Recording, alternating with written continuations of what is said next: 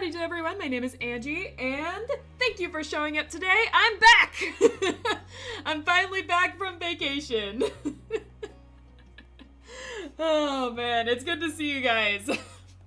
I'm a little late today, I was doing a couple of things, but yeah, I'm back now. It took me a bit to set up, admittedly. Alright, and then I was just like, oh, what's my intro again? This is what a week's vacation does to me. Welcome in, everyone. Welcome in. That was a short vacation. It's true, it wasn't even a week's vacation. It was like 3 days. I'm already forgetting everything. We have more people here than I was expecting today. Welcome in. All right. Let's see. I see some people found Waldo over there. You guys found Cove? Just hanging out in the background? Yeah, I put him over there just as a little, like, Easter egg for everyone that's been following along. Oh, welcome back, like usual, like and leave. I see. No problem, have a nice day. We missed you? Thank you! I missed being back. I love streaming, actually. I think I really like streaming, actually. I kind of miss doing it whenever I'm gone. I admittedly was, like, thinking about streaming, like, all week. I say all week as if I was gone a whole week. Like, the past 3 days, I've been thinking about streaming a lot. And, like, stuff I want to do. Did you know they dropped a new Misao game just out of nowhere? Like, not a new Misao game, it's a remaster.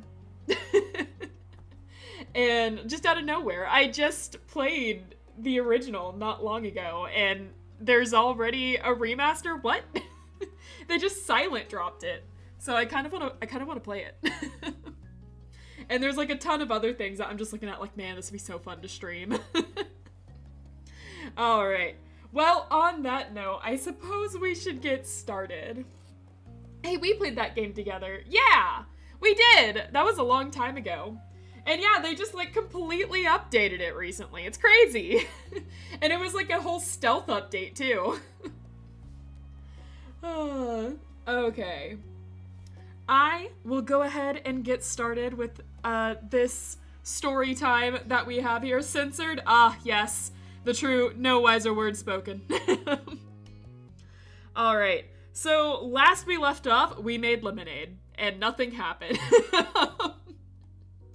Alright, so now we're getting to Soiree, which is one that I think is interesting because we had this chapter with Cove, but now we're getting the chapter, but different. So, I don't know, I'm a little interested in this one. I'm a little interested in how this will go.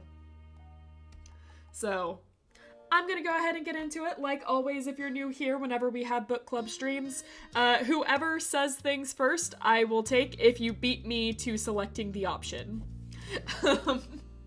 But you guys can, like, recommend options. I usually just take the first one I see. Alright. With that said, I will get started. Wait. Where did my glove go? I have a tablet glove that I use because I play this game on my tablet. My glove is gone. What? Where did my glove go? Did my cat steal my glove? I guess I'm playing this without the glove. I stole it! You stole it! Give me my glove back! What do you even want with that? The horse ate it, I swear. Yeah. What? But the glove feels so nice when I'm using my tablet. What happened? Alright, well I guess I have to look for that one. Don't blame Oliver. There was no one else here! Who can I blame? I don't think the cat sitter took it. Oh, but the occasional censored is guaranteed. I see. Oh, big space sabotage strikes again. I guess so. I don't know if I'd count that as a sabotage or a minor inconvenience. I can still use my tablet. It's just, you know, the glove feels nice. Alright, well, I guess I'll just get to reading. I'm telling you, you can't trust the horse nowadays. I guess not. Ghost Horse just came in and apparently ate my tablet glove. That was a whole $2 on mine. Considering one stole my flowers. Oh no, not the flowers. All right. I'm gonna read, otherwise this episode's gonna be 3 hours long again. Or worse. We had that one 5 hour long story time. All right, let's go. You'd whiled away in the morning, doing whatever struck your fancy, and now you were recharging with lunch. With nothing on the horizon, you were free to spend as much or as little time on your plate as you wanted. One ate my TV's RAM once. The screen was black. Yeah. Okay. It was while you were thinking on all possibilities for your afternoon that your moms approached you. Hi, Rain. You okay? Mouthful, you nodded in reply. To your surprise, they both sat with you at the table. Based on the time, you were wondering if they were joining you for a meal, but neither of them brought anything. Alright, this is ending up very similarly to the last one. I guess it's just going to be slight variations. Great. We wanted to have a little chat with you. The qualifier little did nothing to downplay the situation. Your chewing slowed as your eyes widened, looking from one parent to the other. Anything that required both of them to talk to you must be something big.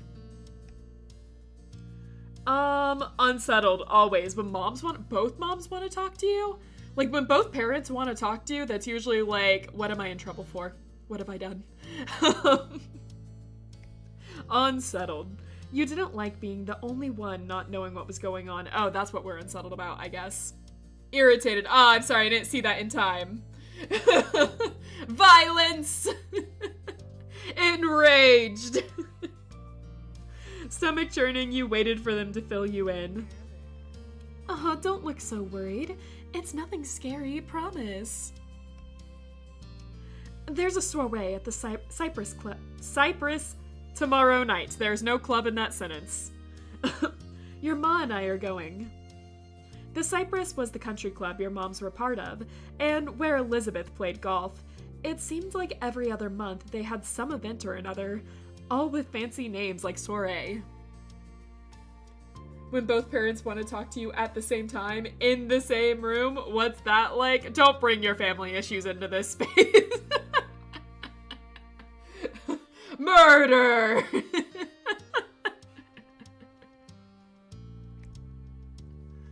Alright. Chewing your lip, you wondered what this had to do with you. Mom chuckled at your poorly concealed reaction. Leaning in, Ma took your hand and squeezed it. You know you're about to get beat up. Oh no! It'll be Space doing it too. They look like they can't be trusted. When can they ever be? Have you seen these two? We've decided to make the night a bit special. Elizabeth's going to be allowed to stay home fully alone for the first time. Sorry. You'll be coming with us to the You'll be coming to the party with us. It's Elizabeth's night to party with no family around, not yours. Sorry. You've got to wait a couple more years. Not fair. Not fair, man. Then again, we don't have to worry about food at all because we'll be eating fancy food at the soiree, so who's really winning here? Look at that smile. The maniacal, empty smile. Yeah, I see it. From which one exactly? I can see the argument for either. Alright, well, we are a teenager, we're 13, so I feel like the logical answer to go with is something like, that's not fair! You know, typical teenage response and everything. So, yeah. What isn't? I want to stay home too! There's 3 phases of violence. Angered violence, enraged violence, and furious violence. Yeah, I can see that. She had a sitter when she was your age. Being left alone for most of the night can be dangerous, and we have to make sure you're ready. But don't complain too much yet. Stepford moms. Oh no! Yes, you might change your mind about staying when you hear what we've got for you. Temporarily placated, you held your retorts back and listened. Your parents shared a look across the table. You cleared your throat, reminding them that you were waiting. They couldn't keep dropping such hints and then turn coy when the conversation was about to get good.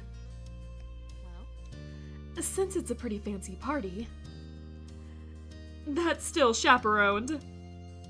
And attended and allowed to and attendees are allowed to bring a guest, we thought it might be a nice opportunity for you to invite someone yourself as a date, if you want.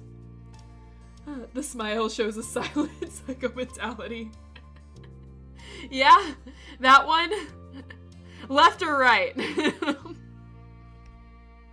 Your eyes widened as the word sunk in. Your mom's accustomed to your quietness continued. Even though we'll be at the party too, you don't need to worry about us getting in your way. You'll be free to eat, dance, and enjoy the music as you see fit. That I know where you live smile. Of course she knows where we live. It's our mom!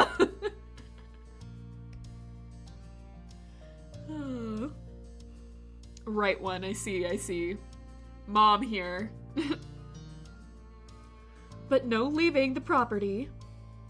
Ma nodded at Mom's interjection. Isn't that great? Yes, as long as you don't leave the party. And if you'd rather bring just a friend, that's a-okay too. Oh, why, of course. Yep. She angry. Yeah, that's it. I mean, again, we are a moody teenager, so everything is disappointing. Obviously. You had expected something much better for how serious they had made it sound. Don't worry about it. The soiree isn't until tomorrow, so you've got time. Just let us know your plans before we're heading out. And that's all. We'll leave you to your lunch now. Your moms rose from their chairs in unison, disappearing to another part of the house. You barely noticed their departure. All you could think of was what had just happened. The remnants of your lunch stared up at you from your plate. I hope they're not starting up. They disappeared. They're in our walls. They're always watching. They're moms. They're always watching. Let's see. Finish eating, obviously. We have a big stomach. The conversation had taken your mind off the meal, but you opted to try to eat a little more. You picked at the plate for a little while longer. Even though you'd relocated to your bedroom, your head was stuck on the conversation that had unfolded in the dining table downstairs. You knew that... Okay. Well... Make sure there isn't venom in the food. It's okay, we're immune by now. That smile was some assassin. Alright, so... Here's the thing. I don't know, because we're playing the Derek DLC.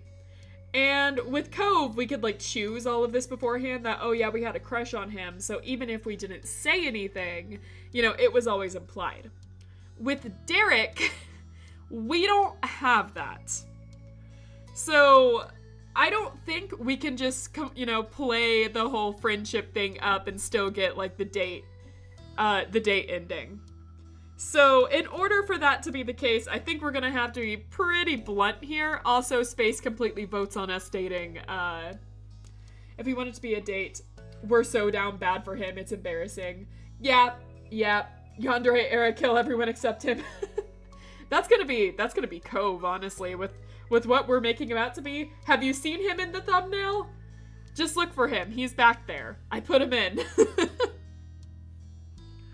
Alright. So we have to make this a date. We have to make it a date. The prospect of having your first date made it impossible to sit still.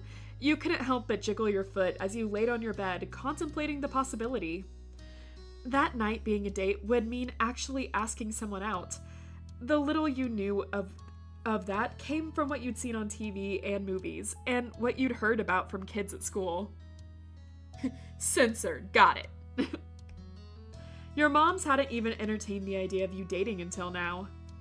You went over possible words and phrases in your head, setting up scenarios and smooth segues before tearing them down and trying something else. Okay. Interesting. So we still have Cove. Huh. Not Derek. Is there something I should have chose earlier for that? I wonder? I'm not sure. We're just gonna go on with this. The realization. I think it's interesting that, like, Cove is still here. We did set him as crush, but from what I read, that shouldn't matter. So I guess, I don't know, we'll just see what happens. We're just gonna say no one. Sighing, you shift a position on the bed, resting your arms on the windowsill. A flock of birds caught your eye and led your gaze as they crossed the sky. You watched the birds grow smaller and less distinct until they disappeared from sight. Like the snap of a hypnotist's finger, you were released from the trance and left with a goal on your own. You were going to take a walk. No one, we went with no one. You ambled through the familiar streets of your neighborhood, picking your path at whim. It was as quiet as ever, with tourists choosing to congregate in the shopping area, near the beach rather than venture into the sleepy residential zones. You continued down the road and soon found yourself at the shore.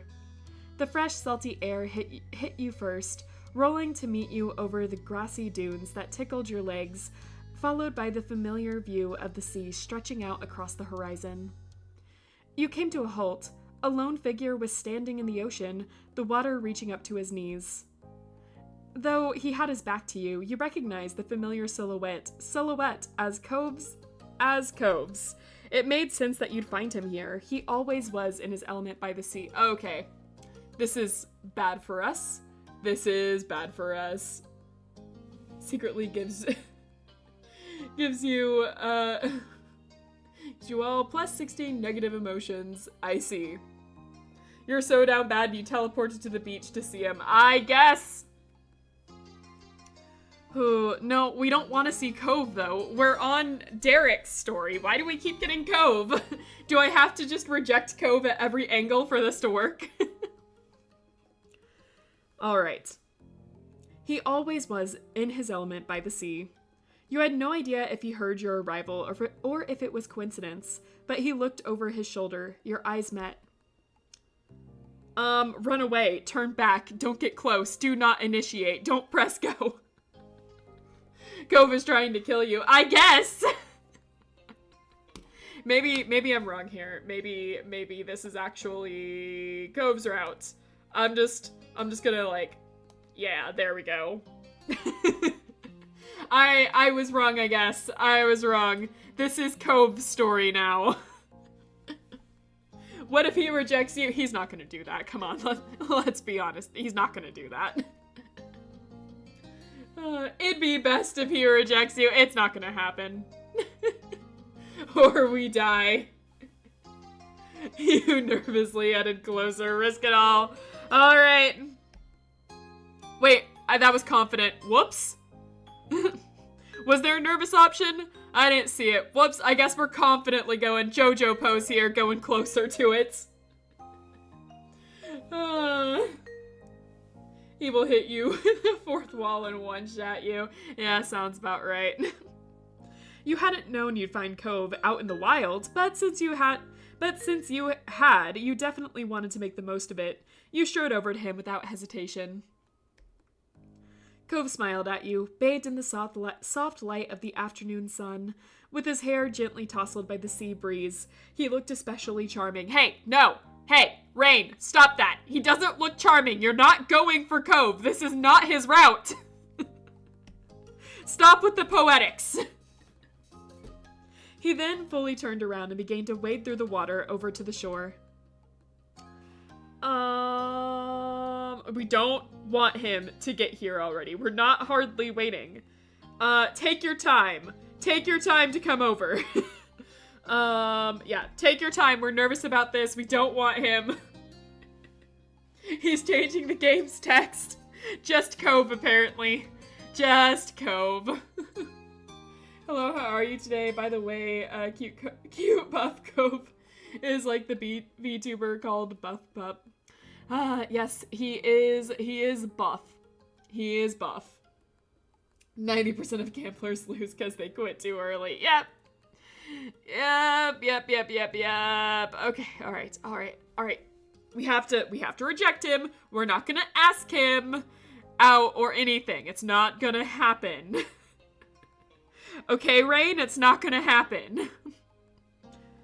Instead of standing at the shore, you felt like you were on the edge of a cliff. The question of whether to invite him, and if so, in what fashion, was in front of you, between leaping into a world unknown or enjoying the safety of the familiar. You're not asking him. Hey, Rain, are you free right now? Not exactly. That's a good start. Reject him. My moms are taking me to a soiree tomorrow at the country club. You winced at your abrupt transition to the topic and hoped that Cove wouldn't mind. He'd been known to dive into new and unconnected topics in the middle of conversation, after all. He has nothing to do with this. Rain, he has nothing to do with this. A soiree, huh? Sounds exciting. He was smiling politely, but you could tell your outing mention hadn't sparked much interest. Your heart, which had lodged itself somehow in your throat when you'd spotted him, dropped. 'Cause you're not interested. You stared at him, weighing your options. Cove tilted his head curiously as you fumbled with what to say next.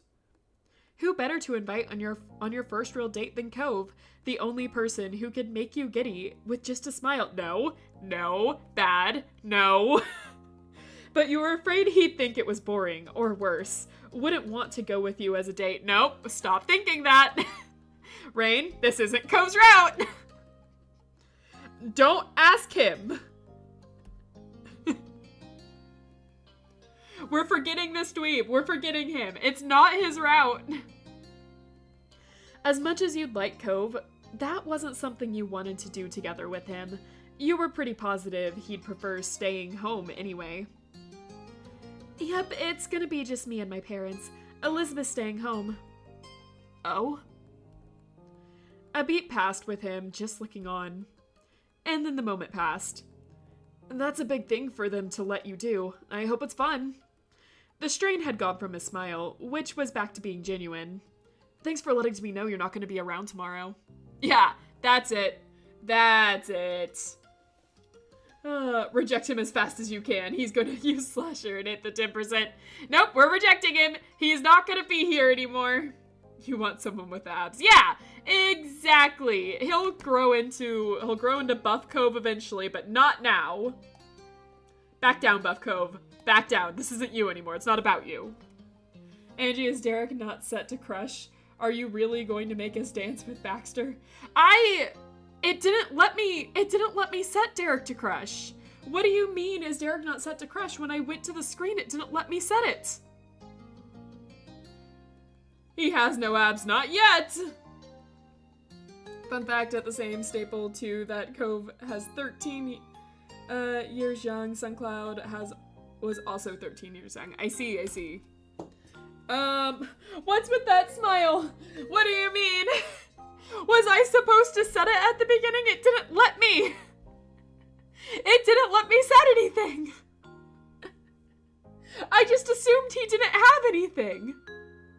I thought he didn't have something to set. Okay, hold on. We can salvage this. I'm sure we can salvage this. The light smile's hiding something. Hold on. We're not going on the Cove route. You nodded, returning his smile. I'm gonna go swim now, unless there's anything else you wanted to tell me. Shaking your head, you waved Cove off as he crossed down the shore. And then you began to head back home, feeling good that you had settled your plans for tomorrow. You crossed the threshold of your house. As alone as when you'd first set out, you considered the available options, limited as they were, and hadn't felt right about any of them attending tomorrow's event with you. Oh my god, are we gonna have to restart this? Are we gonna have to restart this? Do I have to restart the entire route? Okay. At the sound of the door opening, your mom popped her head into the hall. Hey, Rain, how's it going? Yes. No, wait, you can't, you don't mean that. Hold on. Good game, see you next stream. Wait, hold on. I'm looking this up real fast. Did I seriously miss this? Did we really just use find characters endless and made the route forced? The moms will make arrangements for you. Hold on.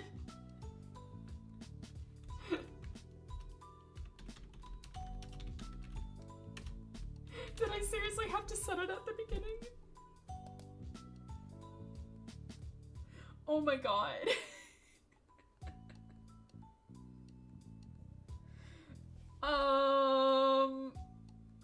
Okay. Alright. So there might have been a small mistake that I've done. We're just playing the Cove route again. Okay, hold on. Alright.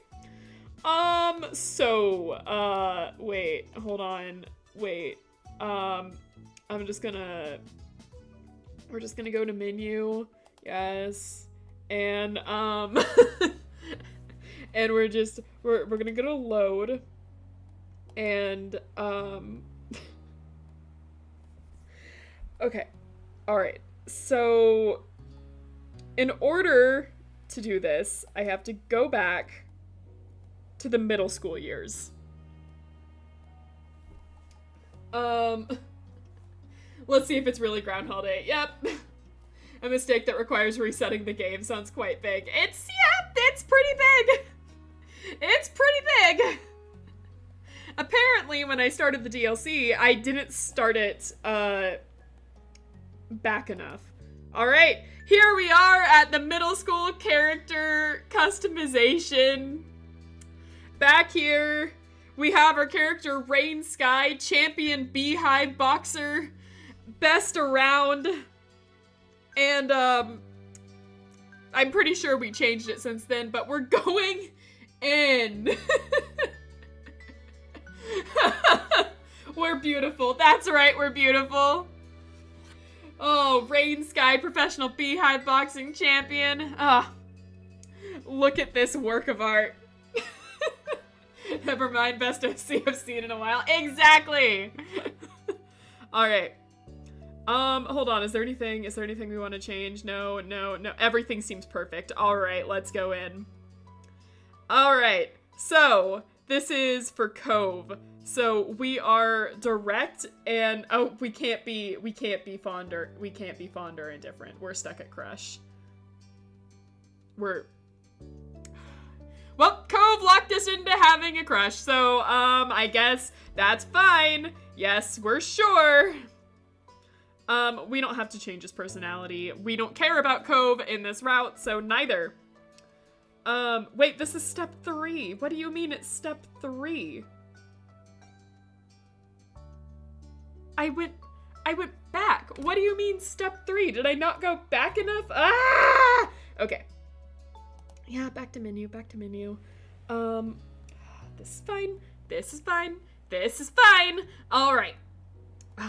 Apparently I didn't go back far enough, so we'll just go back here. Okay. Apparently this was the one I needed to go back to.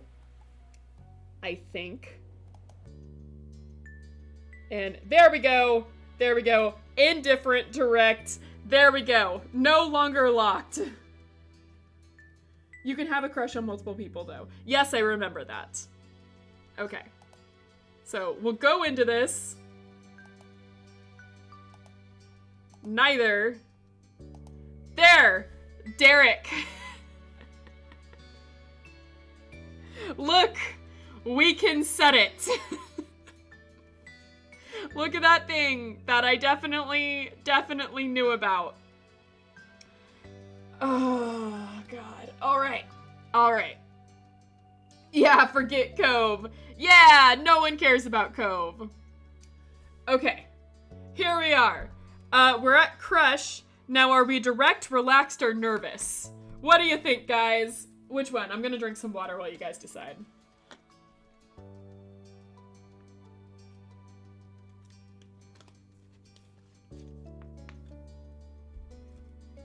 Relaxed? All right. First one I saw, so here we go. Okay, all right. So we're gonna just skip all of that. It's congratulating me for being indifferent about Cove. I've read all of it. I've read all of this. All right. It's gonna make us go through this entire thing. All right, we've read all of this on stream, so enjoy this montage of me just skipping everything and occasionally choosing something. Snuggled in bed. Go away. Okay, it's not letting me skip everything. Usually that means that there is dialogue that I haven't read, but seeing that it's all basically going to be flavor text of just saying, yes, you have a crush on Derek. It's fine. Yeah, we're tall. Yay. We liked our height. Yay. Why is it making me go through all of this? Step 2. Yay, we definitely have never seen it before. Anyways. Alright. Our life, any percent. Yep. It's rewarding you because you managed to beat Cove. Even though he managed to do that 10% on Slasher. He really did. Oh man, destroyed my entire run. Alright, yeah, let her do it, that's fine. Life isn't a race, yeah, who likes to get up in the morning anyways? Hey, Cove.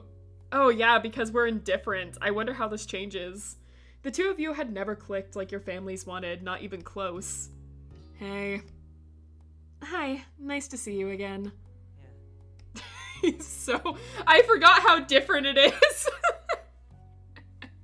I forgot Cove, we had a crush on him, so he was all just like, oh, Rain, it's so good to see you. Here, I got this for you. Haha, is so nervous. And now he's just like, okay. Here. Yeah, nice to see you. Oh, man. I forgot about that. Well, you supposed it could be considered comforting that some things don't ever change. It was already shaping up to be another long summer with Cove's undesired presence filling the days. Oh my god. That is so different. Alright, yeah, instead of it being like, I hope you like it, it's like, yeah, I hope your family likes it anyways. Oh, he can't be that bad. I want to point out that we put him as indifferent in childhood, and we basically were able to just ignore him the entirety of it. Let's see. Yeah, we like his dad way more than him. Alright. Happy to see the sight of him? It's Derek, our favorite! We only care about Derek, not Cove. Sure, we can share. I have to go through this entire thing. Yeah, wow. Well, no wonder now. Yep. Okay. I guess. Oh, God, it's Jeremy. I forgot about Jeremy. He's the kid we punched in the face, but we haven't punched him in the face yet. We have not punched him in the face yet, because that happens on Cove's route. But we're not doing that. Who peed in your cereal this morning? Anyways. Smarter than you are. Stupid. Hold on. He made fun of Cove. Well, they are kind of silly. Cove shot you a disbelieving look. Ha ha ha. Eat shit, Cove. Alright. Okay, let's see. Lunge at him! Fight, fight, fight! He was the one who started things, you were ready to end them! Sucks. I guess Cove won't call us cool anymore that we did that now that he doesn't have a crush on us. Are you sure? We'll take the pineapple one this time. Yeah. Okay, alright. We're just speeding past that. I love that movie. I don't know what movie he's talking about because I'm speeding past all of this because we're not on this. Cove is not impressed. Cove is not impressed. Alright. I don't know what the question was. Yeah, sure. Hey. What? So interesting that Cove stayed with us that entire time in the crush route, and now he's just like, I'm out. I don't care about you guys. Derek should beat Cove's. OMG, Ice Spice? Alright, Seagull came down and ate it. It wasn't us. We ran. So immature. Meanwhile, we made it back to the shoreline with Derek. Interesting. Cove is with us the entire time in the crush one. So it's interesting that he just leaves us at this point. We should keep moving. Alright. Derek stayed in the living room. This is different. Hold on. I guess we'll read some of this because it is different. The dust that had settled from the prior events and your moms went back to their room, so Derek just taking it easy until his dad's arrival. Mr. Suarez was meant to be there any minute to get Derek.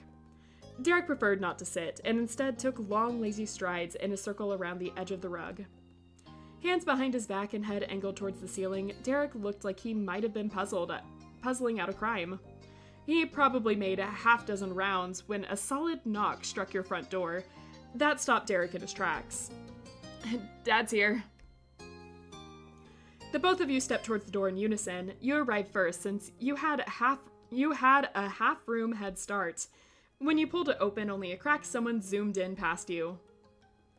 The breakneck flash of a human was still entirely recognizable. It was Derek's little brother, Nicholas Suarez.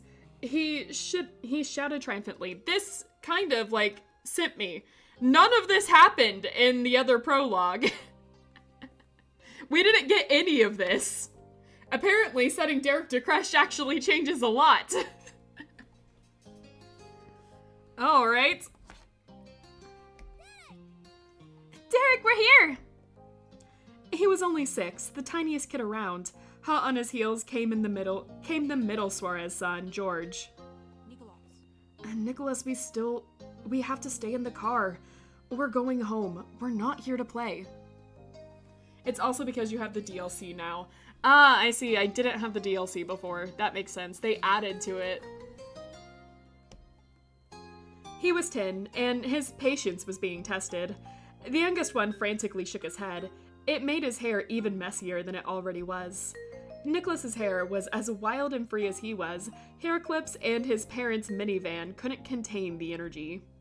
Which might have been surprising considering he loved cars enough to wear a shirt covered in them, but you knew Nicholas loved Derek even more. Staying right where he was inside your house, at his even older brother's side, Nicholas gave Derek a hug. I came to get you.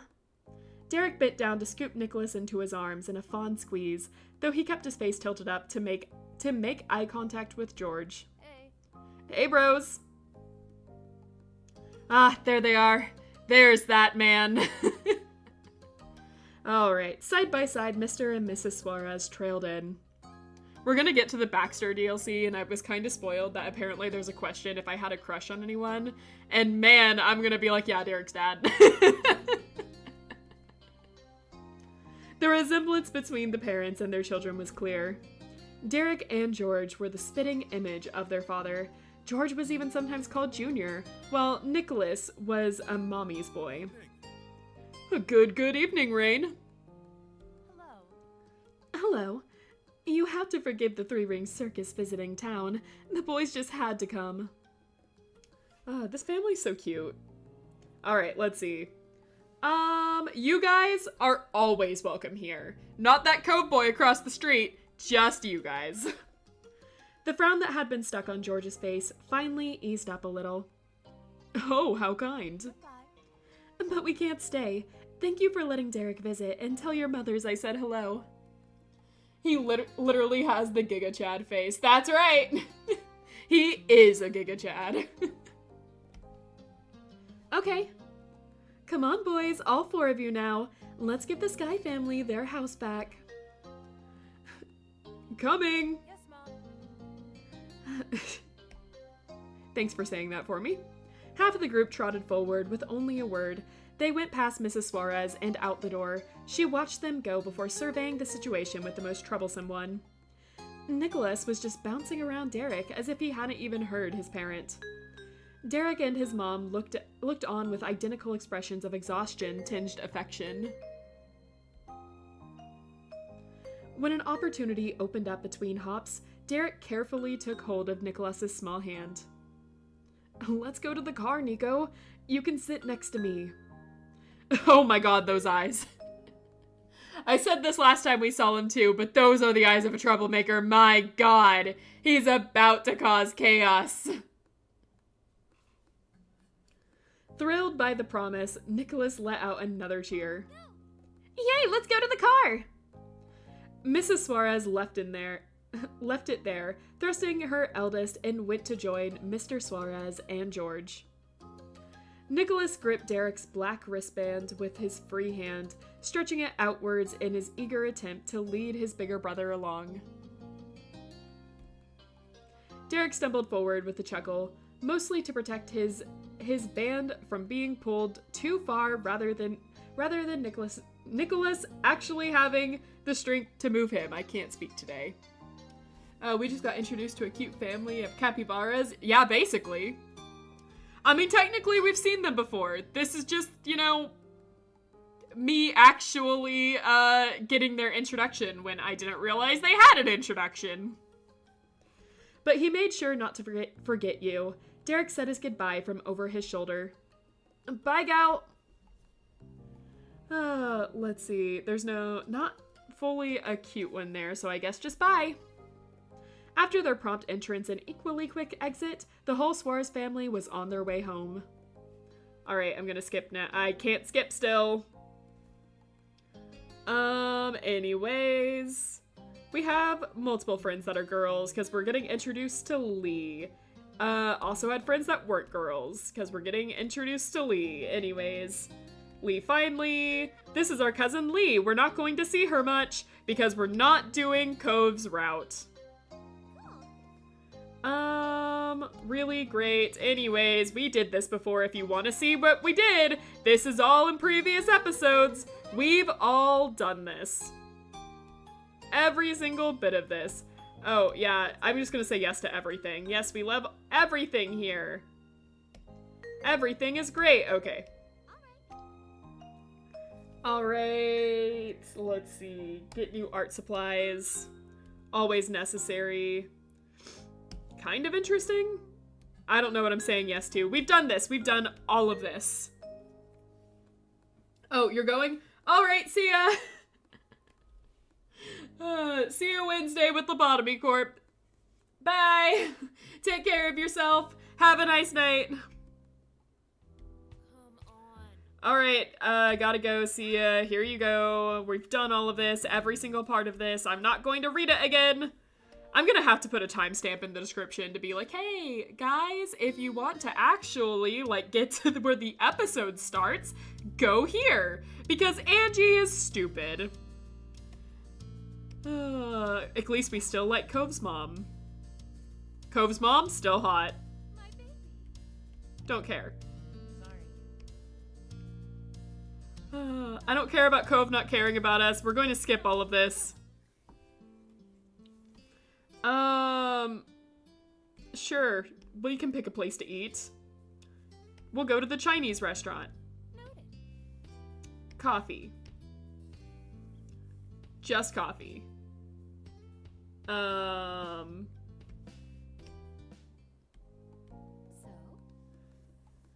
Okay, we're still doing all this, huh? Cove's mom still is curious about us, even though we have no interest in Cove? Is it still, hope that me and Cove will, get together? I guess. Angie, I realized something when it comes to your streams, because in the R Life stream, I talk about How to Train Your Dragon, and on the Lobotomy Corp, I talk about SCP Foundation. Yes? Write things. Alright, I like to read fiction novels, comic books, manga, nonfiction. That's about it.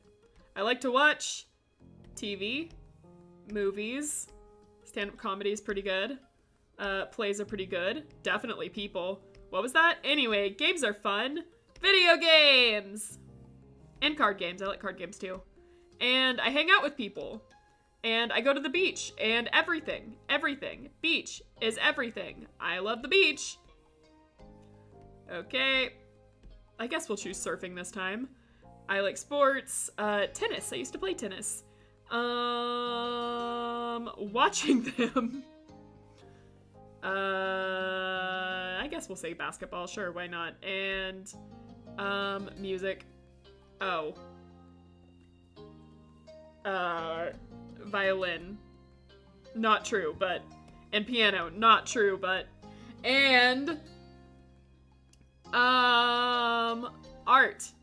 I like to draw. I'm not good at it, but I like to draw. I create digitally. Anyways. That's it. Anyways. We'll just ask her a lot of stuff. Except that last one, because that's a little bold. Very seriously? Let's see. Thanks, BR Cute. Alright. Okay, we're here! We made it! We're back! We got through that, and ignore these two that haven't been done yet. We totally have done them. Anyways, we're gonna skip all this that we've done. Unsettling. Oh, wrong one. I chose the wrong option. Isn't that I just want to get back to where we were. I just want to get back to where we go. It only took like 20 minutes. I'm definitely gonna have to put like a timestamp to be like, hey guys, so Angie made a little mistake. All right. Let's see. How disappointing because we're a moody teenager. Finish eating because always finish our food. It's a date. And Derek is our only option. Just Derek. Icons sound weird, but imagine if Lenny was pregnant on this step. I guess that'd be interesting. Angie Don did goof. Yes! Yes, I did. But we're here now, and it's fine, and there's no Cove to be seen. Because he does not care about us. And we don't care about him. Okay. It had been his name repeating inside your mind, his face brightening as you invited him to join you. And we're gonna be cute as we bury our head in our pillow. Your cheeks felt like they were burning, so naturally you tried to smother them with the soft pillow. There was no one to see your embarrassments, but you felt it keenly all the same. Derek was supposed to be your friend. Why did your thoughts about him have to start getting out of control like this?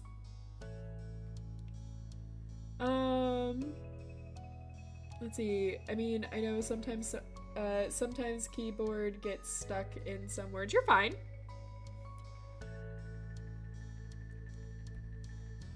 Let's see. All right, let's call Derek. You were relieved to find the phone sitting in the cradle in the living room. Picking up the address book, your mom kept close to the phone. Oh my god. You flipped through until you found Derek's number under Suarez. You tapped the numbers into the phone and waited for someone to pick up. Hello, Suarez residence.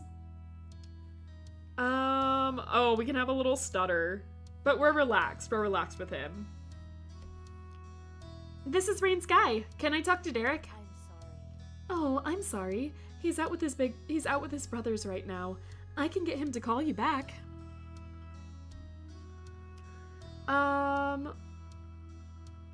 Yeah, we'll wait. Thank you. It would be really great if you could do that today.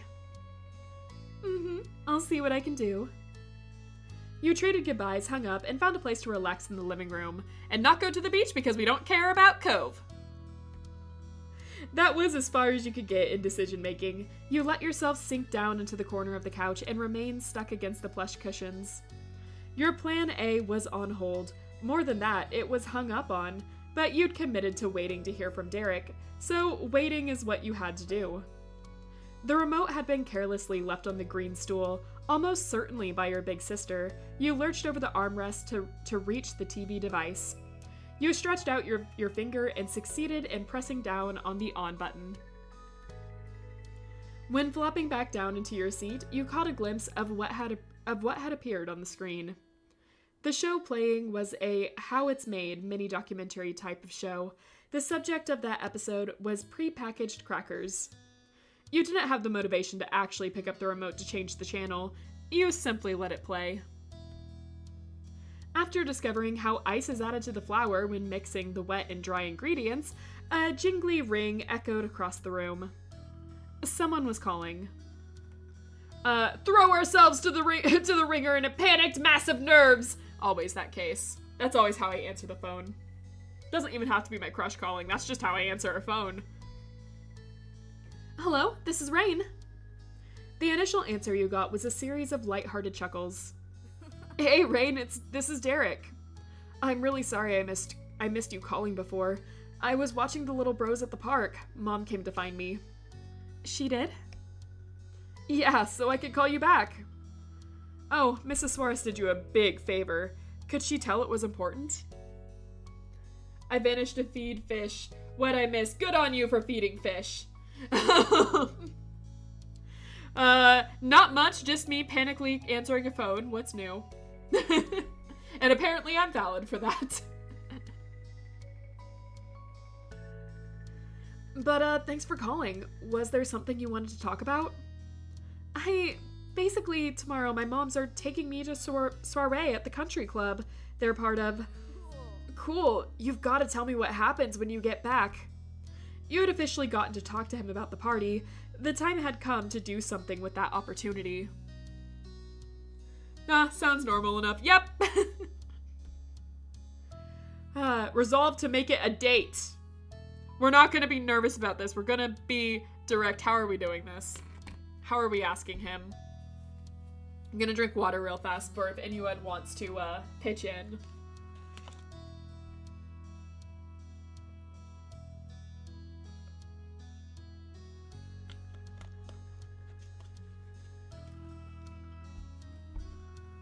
Me want you.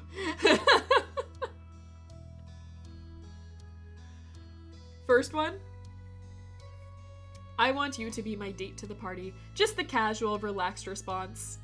I do like the do you want to go on a date with me response there. That's pretty cute. But first it is. You spoke your thoughts clearly. The pitch of his voice shot up so strikingly it cracked through the phone. Really? The possibility took a second for Derek to process, and then another second, and then another. Derek? Finally, he gave a rushed reply. Oh, no, yeah, I want to go with you. You're supposed to take a date to a party like that, right? It makes sense. Give me you.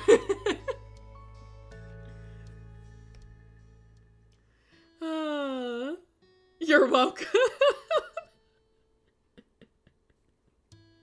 Why are we saying that? I know you've always wanted this, man. Alright, give a small yay. I'm alright. Exhale deeply. Thank you. You're welcome is funny. Yeah, peasant, you're welcome. You're welcome. Prior stalling aside, your invitation had Derek positively giddy. He giggled and babbled away from the receiver, but it wasn't nearly quiet enough for the phone to not pick it up. I can't believe it. This is the best. Then I guess it's a date? It's a date. He tried to sound so smooth there. We can hear him. We can hear him in the background going, yes! And it just comes back to the phone like, yeah, it's a date. That's really cute. Actually, that's really cute. You smiled widely. It was going to be a special night. A muffled feedback masked Derek's voice as he talked on. He was moving around. You could easily picture him, bounding about his apartment, phone still in hand. Oh man, what do you think they're gonna have at the soiree? Dancing, music, sparkly drinks maybe? Sparkly drinks that you can't have. Probably. The Cypress usually has pretty fancy parties. So cool. The anticipation between the both of you continued to rise, just imagining what tomorrow night might bring. But the party you were already starting was interrupted when Mom ambled back into the living room. Ooh, yeah, baby, that's what I'm talking about. Yeah! Yeah! She almost gave a shout to greet you, but caught yourself when she noticed you were still on the phone. Mimicking your current position, Mom stuck out her thumb and pinky finger and pressed that hand against her ear, at the same time her lips stretched forward to slowly mouth the word who.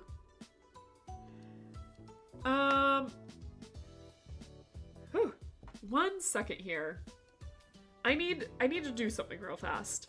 Hold on. I'm actually, instead of going to the timeout screen for a second, I'm going to let you guys choose this, I guess. I'm gonna leave you guys on this. But I need to run and do something real fast, so I will be right back. So Mike is gonna get muted. I'll be right back though.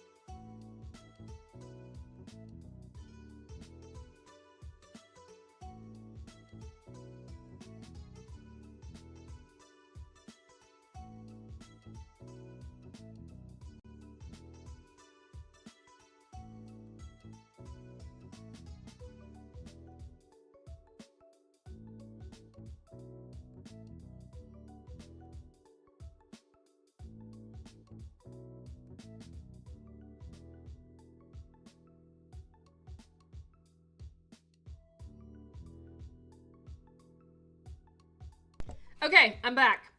Sorry, my cat was eating something he shouldn't, and I had to take it. All right. So the first one I see is ask him to hang tight. We're not done talking yet.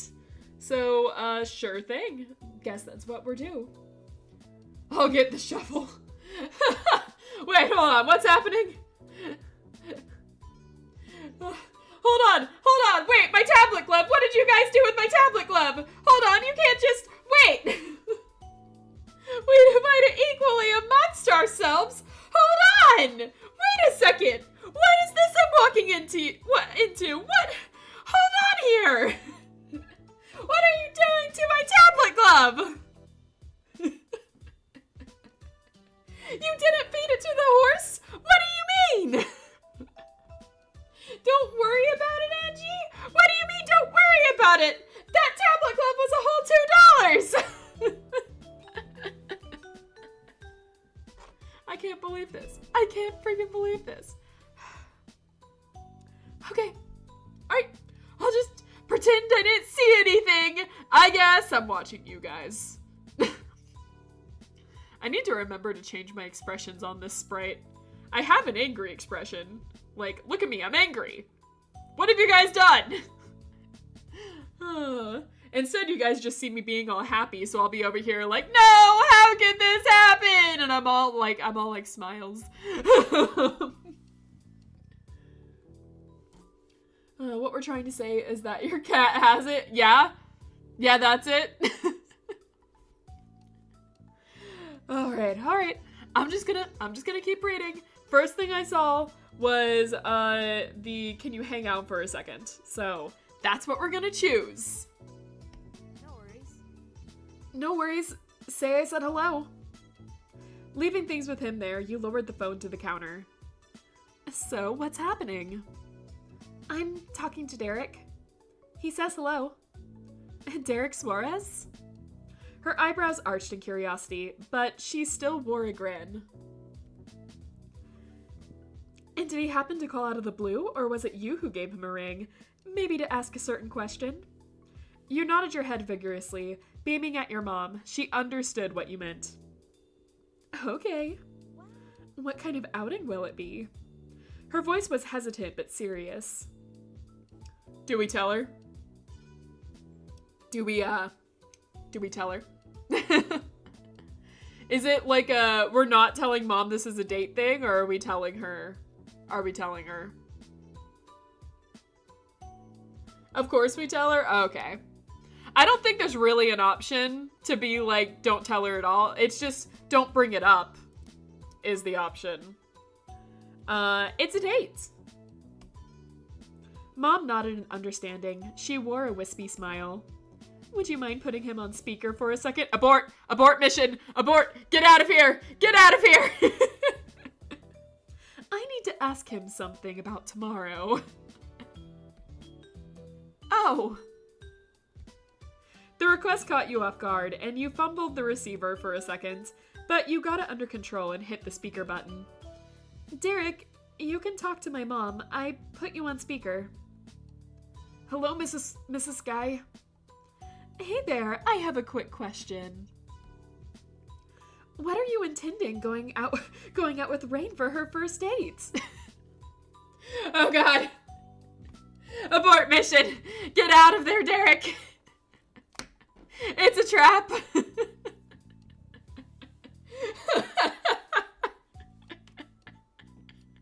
Oh no.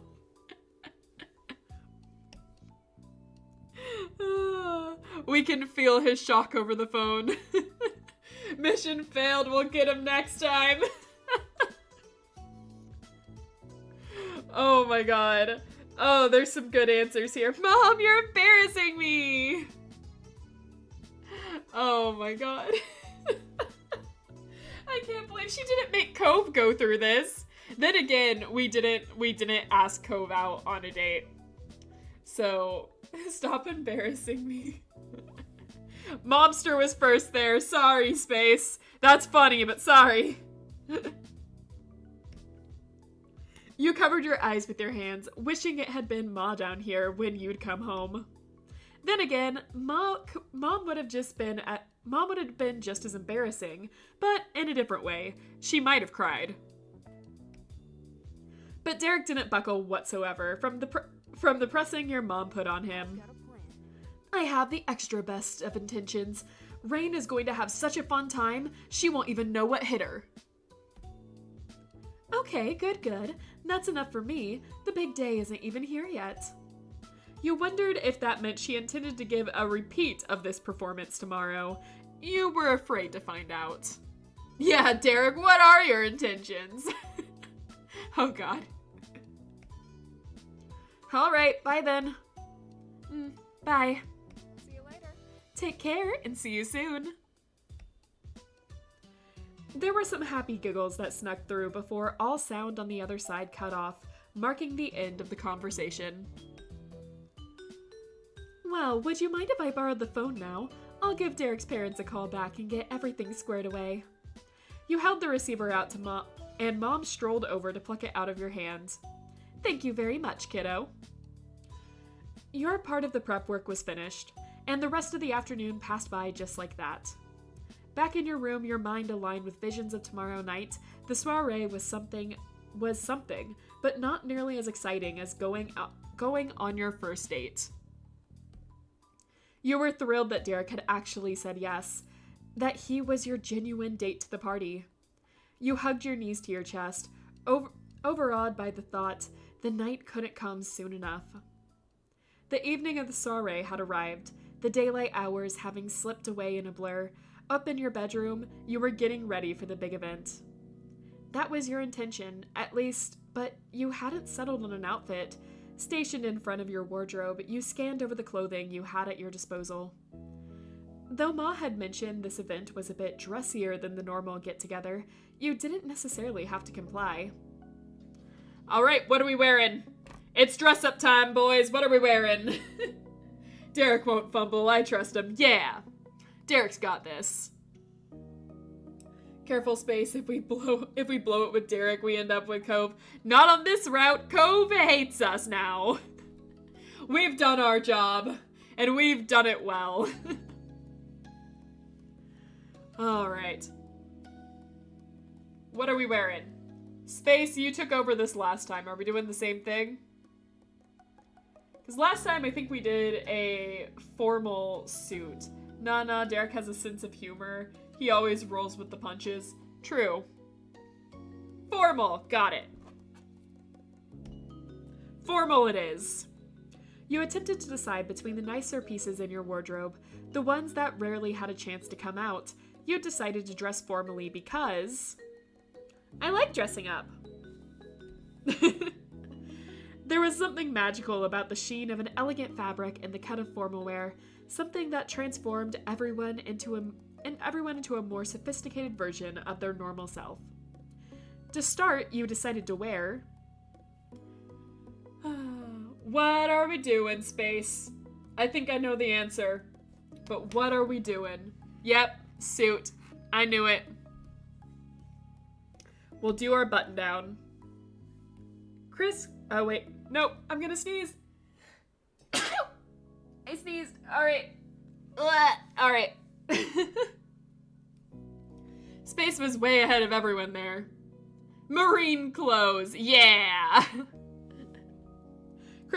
Crisp shirts were a classic formal look for a reason. They were essentially foolproof. You paired your top with...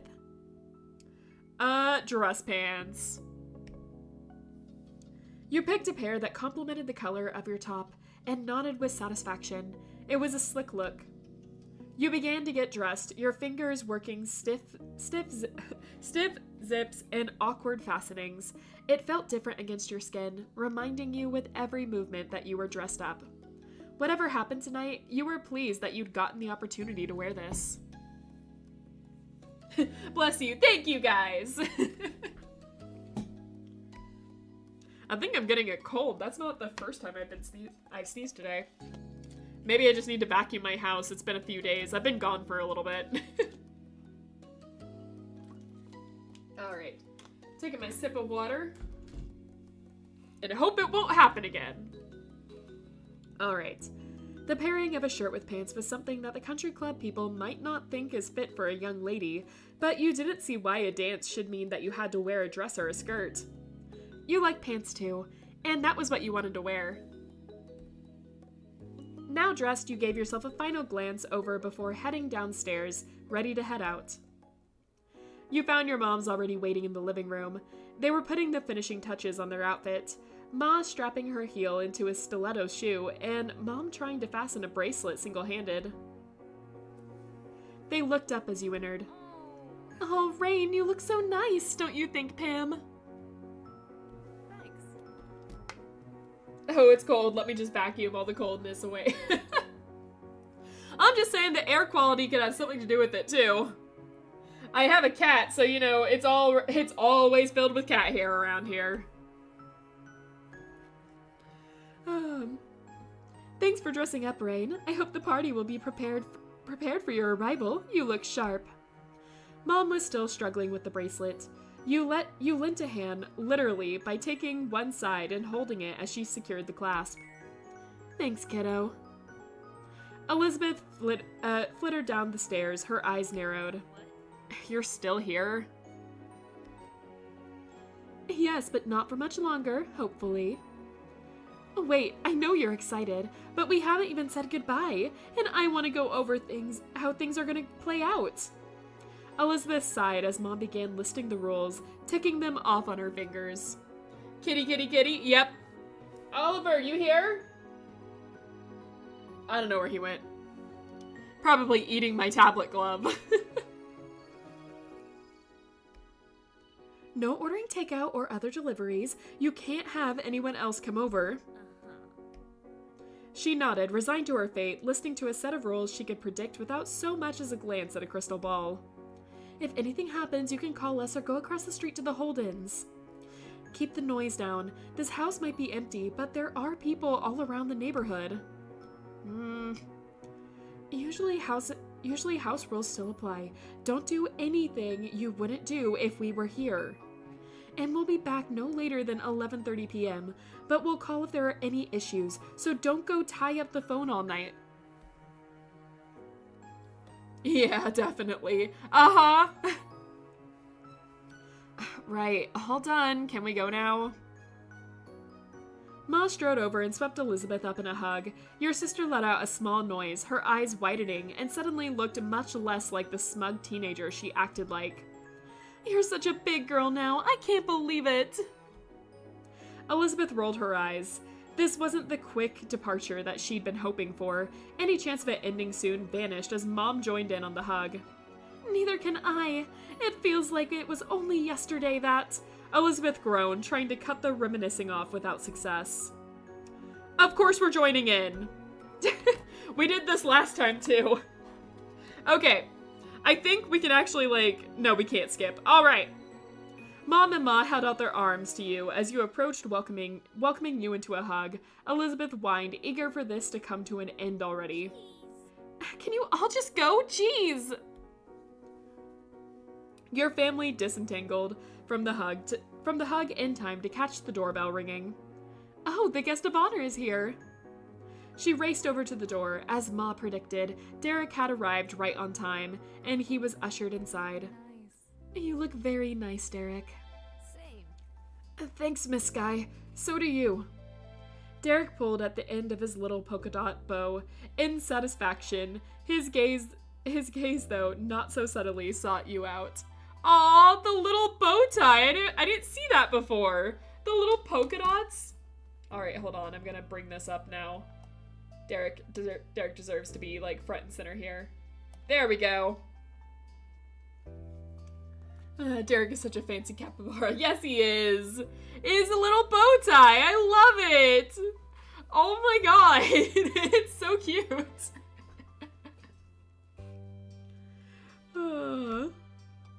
And that's going to you too, Rain. Classy. On the final words, his voice faded away softly like the rays of dimming light. His words took you by surprise. Derek usually avoided commenting on your appearance, but you were happy to accept the compliment. You attempted to control the grin spreading across your face. The small statement had made a big impact. You inspected his outfit in turn. I love your bow tie. Obviously, we have to go with that. His crisp, formal clothes could barely contain the elation Derek was vibrating. Thank you. Thanks. It's kind of goofy, but it's kind of popular. Now that Mom was finished reiterating the rules to Elizabeth, who then scurried off to the sanctuary of her room, she came over to greet Derek. Hi, Derek. Nice to have you along for the ride. Thanks for taking me. You're welcome. It's no trouble. You're always welcome. Mom's eyebrows rose in twin lines of concern. Let's all remember that this is only a very, very first date. There's no pressure of either of you, all right? No pressure, yeah. His absolute enthusiasm began to dim at that statement. Luckily, Ma came over and cheered him on. Mom's the cautious sort, sweetie. You don't need to look so worried. Mom smiled reassuringly. She didn't intend to scare him. Mom laid a hand on her shoulder. We should get to the car. There's nothing fashionable about being late. Oh, and before I forget, thank you so much for getting here on the dot, Derek. That's appreciated. You're welcome. You're welcome, Miss Sky. All right. Let's see. Why are we thanking him? For being on time? I guess. Cove is never on time to anything. Alright. Let's see, always polite. Entrance, can you teleport or something? Yeah, that one. You still managed to get to be the ideal guest with the long trip here.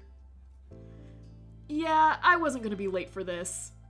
Carefree laughter and conversation flowed from Derek. Oh man. Man, I told my mom it was 30 minutes before it actually was. I was definitely gonna be here when it was time to go. 30 minutes? 30 minutes, Derek? Always polite. Sorry, missed that. Have to be faster here, Momster. Alright. He really does have everything figured out. If it's like, hello. Hello again, Jesus Christ. Welcome in. Well, if it's anything like my mom takes forever to get ready. So if you tell her the time, you have to tell her an earlier time, actually, because she takes forever. And if there's anyone with her, she'll talk the entire time and lose track of time because she's talking so much. So, like, actually, this was 4D chess. This was clever. You've got everything figured out. He hooked a couple of fingers into his belt loops, grinning victoriously. I tried to. Mom got me here on time, so like 30 minutes before now.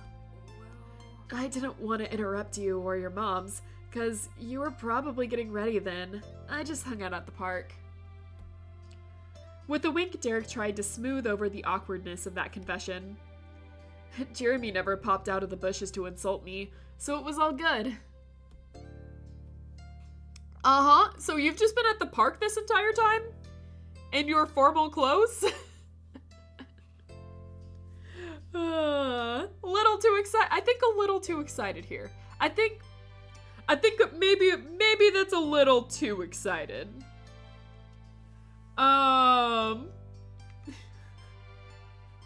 Let's see. Derek was a great guy. I shouldn't feel so bad about these things. He went way overboard. It is cute, but way overboard. All right, too cute. Got it. You're adorable. He kicked up a leg bashfully, giggling the whole time. He is adorable. He is adorable. thanks. Thanks. I wanted to make a good impression. And even if I did have to be bored for a while, at least it was here in your neighborhood. You never know what could have been traffic, or what if George fell off a gate and broke his collarbone again. George fell off a gate and broke his collarbone before? Yeah, when he was 8, but... You invited me to the soiree. My life would be over if just one of those things came up, and oh well, guess we're not going after all. It happened. Derek was drowning in the conversation of his own making. He chose to put a stop to that, building a dam between him and it. Sorry, I just want to be all, wow. I don't want to be all complainy when we're going to a party. I think you're a little too worried about this, Derek. Calm down. And besides, coming early isn't gonna matter if we're late because we kept talking about being early. Let's catch up with your moms. Right, we better hurry. That's true. All right, I'm curious to see how this goes with Derek, as opposed to Cove. Gotta go, got a few paperworks. I see.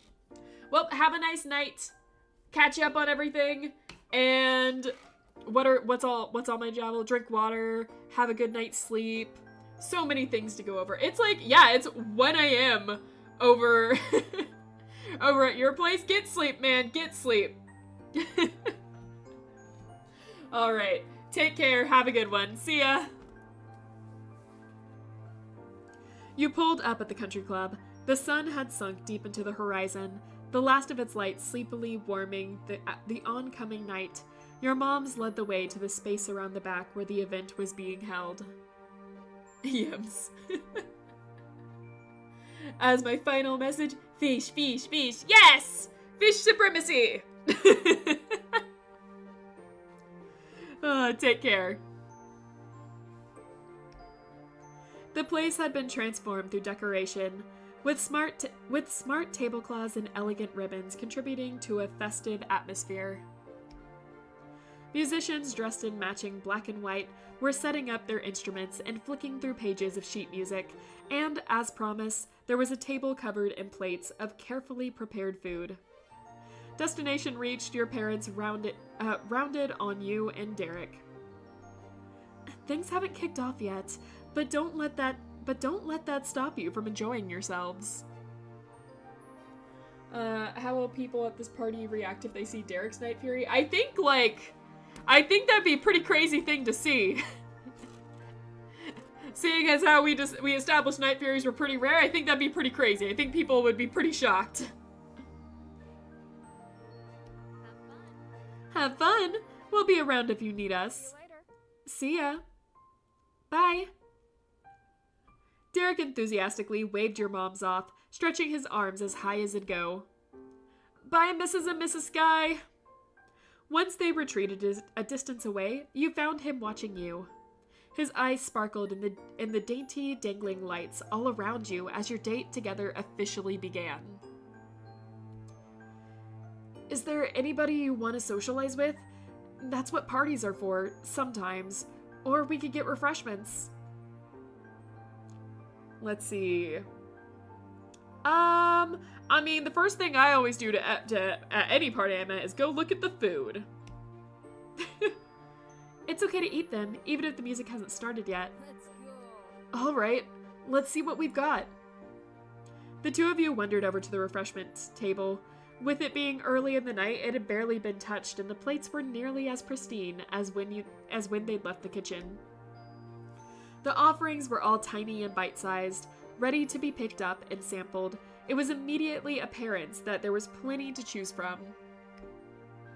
Just from the level of care with which it was presented, it was clear that this was fancy stuff. Derek pursued the options with a scrutinizing eye. From one end to the other, his gaze swept across the scene. He took a few sniffs for good measure. Wow, can't speak again. Alright. I'll just drink some water real fast. Ugh, I feel like I'm gonna sneeze again. But I don't think I am. That's frustrating. Alright, let's go. They put these together, or they hired a catering company to come here and make them. But it's really fresh. That's great. Let's see.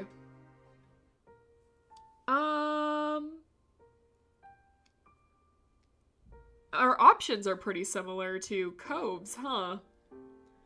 Like, a lot of this stuff is stuff that we said before. But yes, we're nodding along in agreement. You picked one of the nearby morsels up and presented it in front of Derek. It looked like a tiny slice of bread. There was a pile of minced veggies and maybe some olives too. Alright. I'll try that one. Without much thought, and without taking much time, Derek scooped up only a couple appetizers onto his plate. The rest were left for the other guests. Want me to get anything for you? Alright. Oh, how kind, sir. Yes, indeed. I want it all. I'm on it. That's cute. Derek put his own plate down to get an empty one. He sidestepped across the length of the tables, piling your dish high with every option they had. Then the plates were offered to you. Thank you. His cheery reply was said at the same moment. He lifted his own food back up. Let's see. Did you know they add ice to the cracker mix? Bringing up that callback. Derek paused mid-bite. What? Crackers, the packaged kind. They add ice to the flour and stuff when mixing the ingredients to keep them from fermenting too soon. Cool. Cool is the goal. You made Derek laugh, and that made you happy. The company was even better than the food. After going through a round of sampling, let's see, we can move on to something else. Derek? Alright, do we introduce him to people? Or We're already sitting, aren't we? Sup, not been able to come to the streams very often, so I hope y'all enjoy your time. Yeah, we're enjoying this. And, like, you know, come whenever it's convenient for you. Never worry about having to miss any of my streams. We love having you here, but I also understand, like, you guys have your life, and your life is always going to be more important than my streams. Angie's back from vacation? That's right, I've been on vacation all week. I think we only streamed Monday, and then I was off on vacation. Alright. I guess we'll introduce Derek to people. I know a lot of these people, since my moms have brought me here a lot since I was little. Wow, I want to meet them. You beckoned for him to follow you. You strolled up to the sides and matched your pace. Most of the attendees skewed significantly older or considerably younger than the two of you, with only a few people around your age. Derek easily found his place among the audience. He dipped his head politely and made his introduction. Hey, I'm Derek. It's really nice to meet you. His well-mannered disposition won over the longtime Cypress members right off the bat. Great to meet you too, son. As you'd expected, there was interest in who you'd brought to the party and what your relationship was to him. And Rain, good to see you. This your date? Derek clasped his hands behind his back while scooting an extra step closer to you.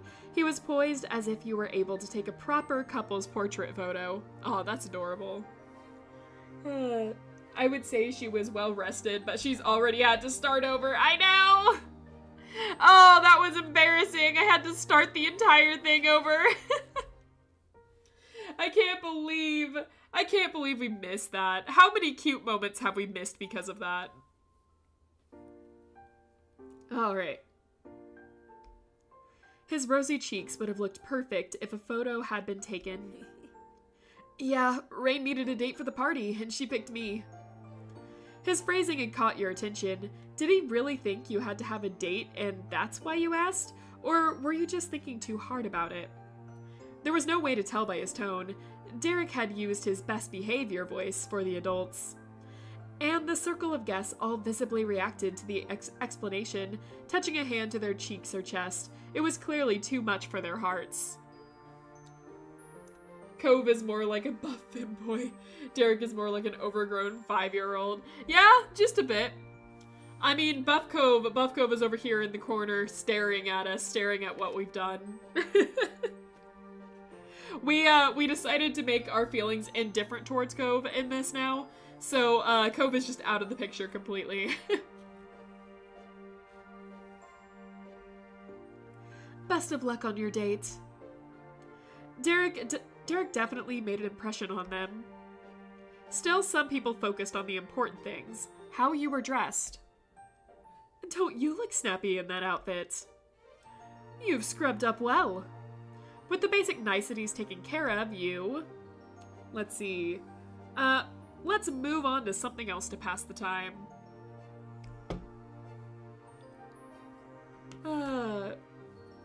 Hey, Derek. Could we find a place to sit? Obviously. Duh, yeah. You gotta have a place to sit. Let me just... He checked out the area, swiveling his head around. When Derek couldn't get a good enough view, he hopped up into the air.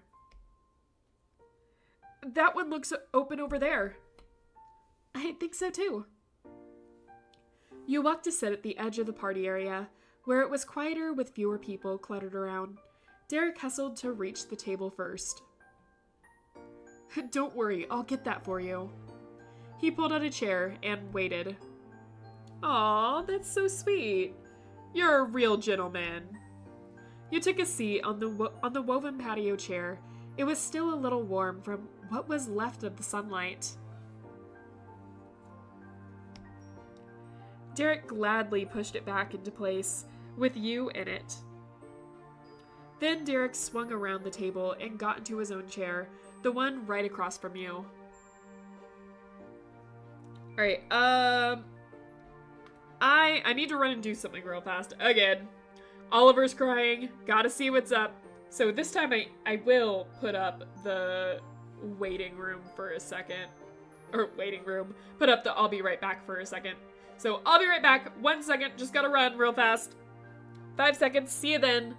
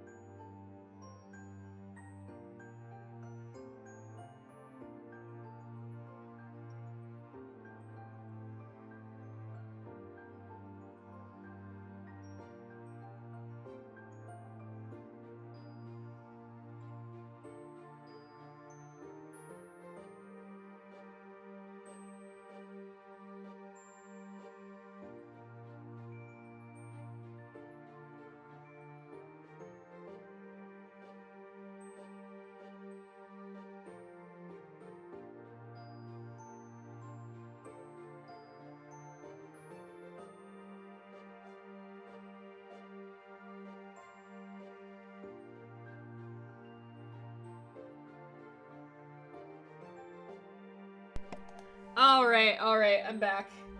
Oh man, Oliver sounded like he was choking for a second, and then I went in and he was just like perfectly fine, so. Go figure, that cat is always, always plotting something. Alright. Let's get back into it. Alright, then Derek swung around the table and got into his own chair, the one right across from you. Let's see. Have you been to formal parties before? Not a summer soiree, but quinceañeras, weddings, that sort of stuff, yeah? That's nice. They were pretty fun. Derek leaned all the way back, giving a grin. Oh, just saw that comment. Oliver must have really missed her. He keeps getting her to check on him. Yep, he keeps doing stuff. He possibly ate my tablet glove. I don't know where that went. Either that or space fed it to a horse. All right. The conversation continued until you felt reassured and ready to go again. All right. Is there anything you want to do? Lever was choking on a hairball. He just was too embarrassed to show you. He's usually not embarrassed to show me that, let me tell you. He usually uses it, he'll start like acting like he is choking up a hairball in the morning to get me out of bed, and when I'm out of bed, he's like, alright, feed me. And I was like, you brat! He knows I'll come running when I hear that sound. Letting the next move be up to him, Derek restlessly looked around the party. He squinted his eyes and really considered the possibilities. Then he gave an unassertive answer. Oh, whoops. What was that unassertive answer? We missed it! Well, if it wouldn't be a big deal, would it be alright if you showed me around? I've never seen any of this place, so, like, we could go on a walk. Derek's pointer finger tapped in the rhythm across the edge of the table, like he was spelling out his answer in text on a typewriter. That'd be nice, let's go. Thanks. Derek enthusiastically bounced from his seat. You got to your feet, too. You led him down a familiar stone walking path you knew would get far. Your lovely stroll around the country club grounds began in earnest. The bustling sounds of the party soon faded away, replaced by whispers of cricket songs in the serene summer breeze. Along the way, you gestured around to point out what buildings were what, from simple storage sheds to special clubs for VIP members. And you were able to tell Derek all about the golf holes in the distance that you passed by, including how good or bad your big sister was at completing them. You had a chance to tell the funny story when one time she got a penalty for a strike that landed in a water hazard. She had jumped right in the little pond to retrieve the ball and tried to pretend it never happened while dripping wet. Derek was as amused as he was amazed. He engaged with you by making silly guesses about what you would tell him about next. Derek jokingly suggested that a normal garage was a research facility studying how to add extra green to the grass. You were so absorbed in your companion for the outing and having the space to yourself that you didn't realize the growing humdrum around you until it was right around the corner. Derek paused. He noticed it too. Oh. His eyebrow quirked as he tried to reason out the disturbance. Is that people? Did we make a loop and I just missed that? No, we're on the opposite end. It's about as far away from the event area as we could be. Hold on, Kayseri has a horse? She doesn't have a horse, but she sure fed the tablet club to one. Curiously, Derek took big strides while mentally puzzling over what you'd said. I am just losing all ability to speak today. I am just...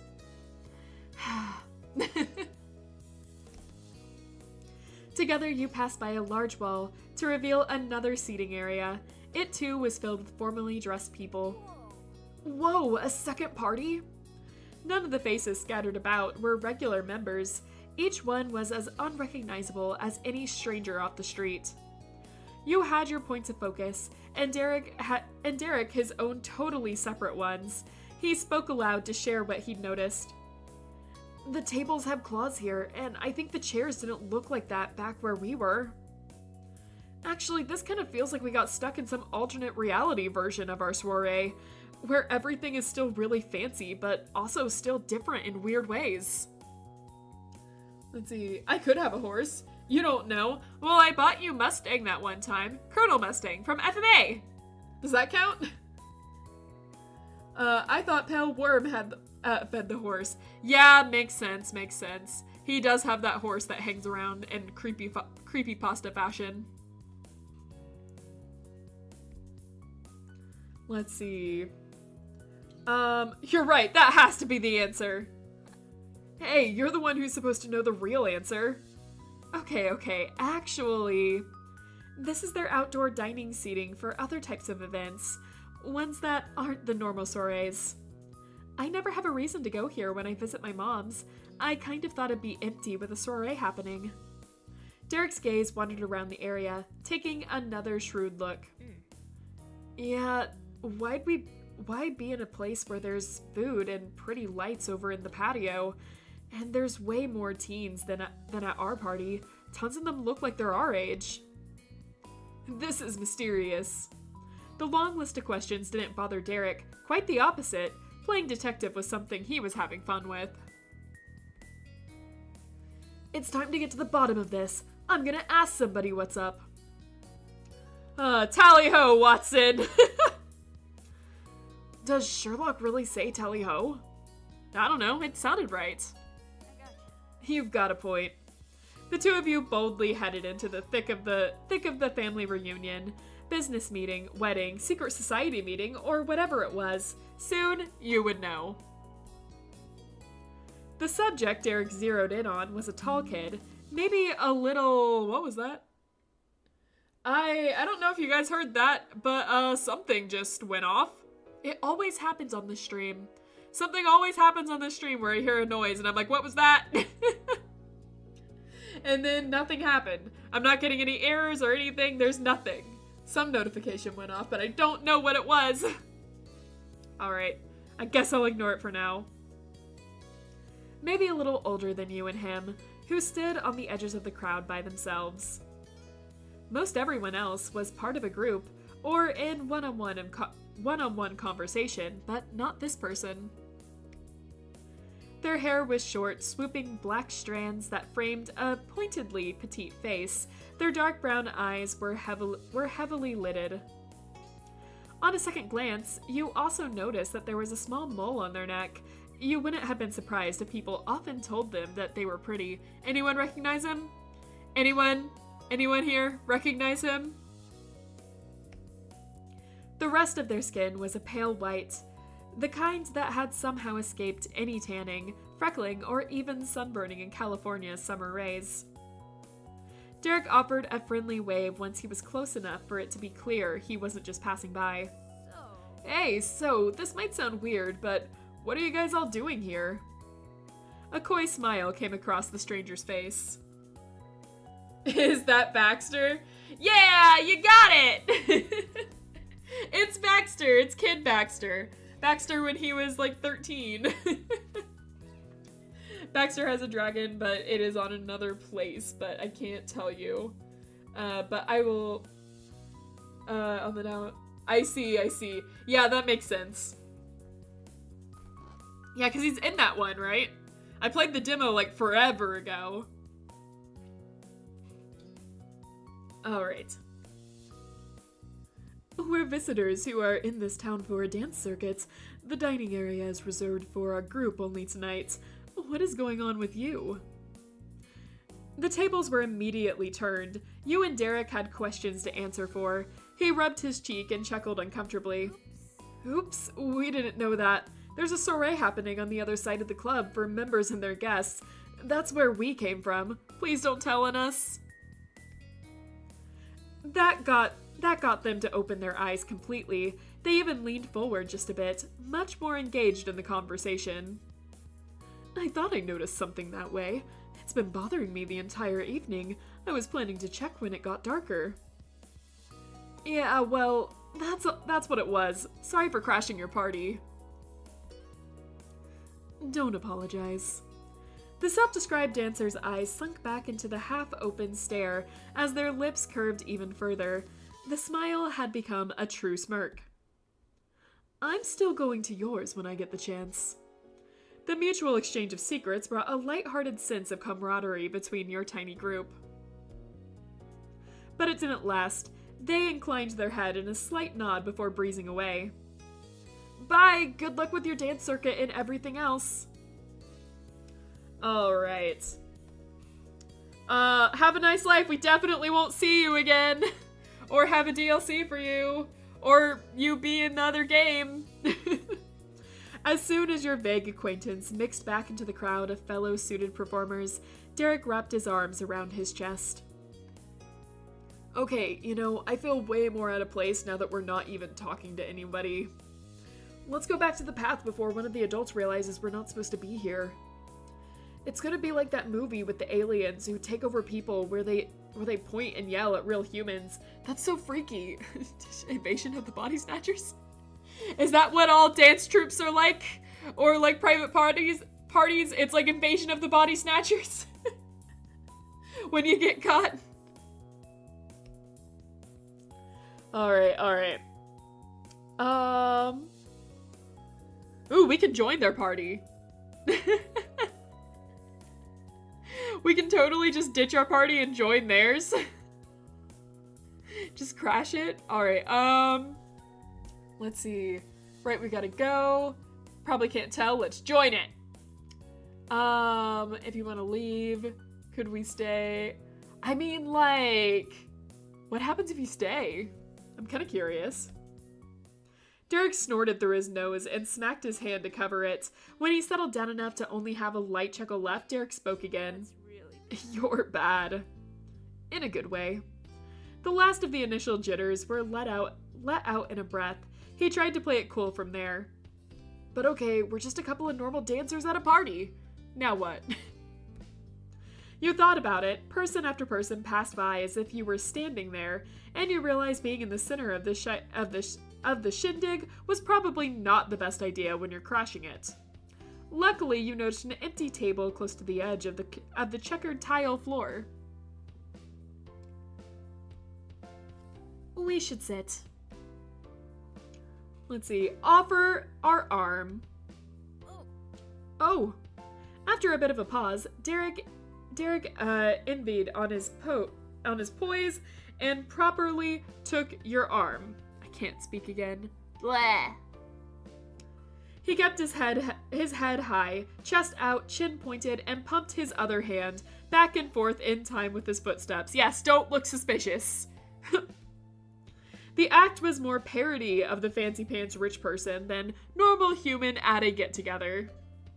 But Derek always had to give things his all. You arrived at your destination only moments later.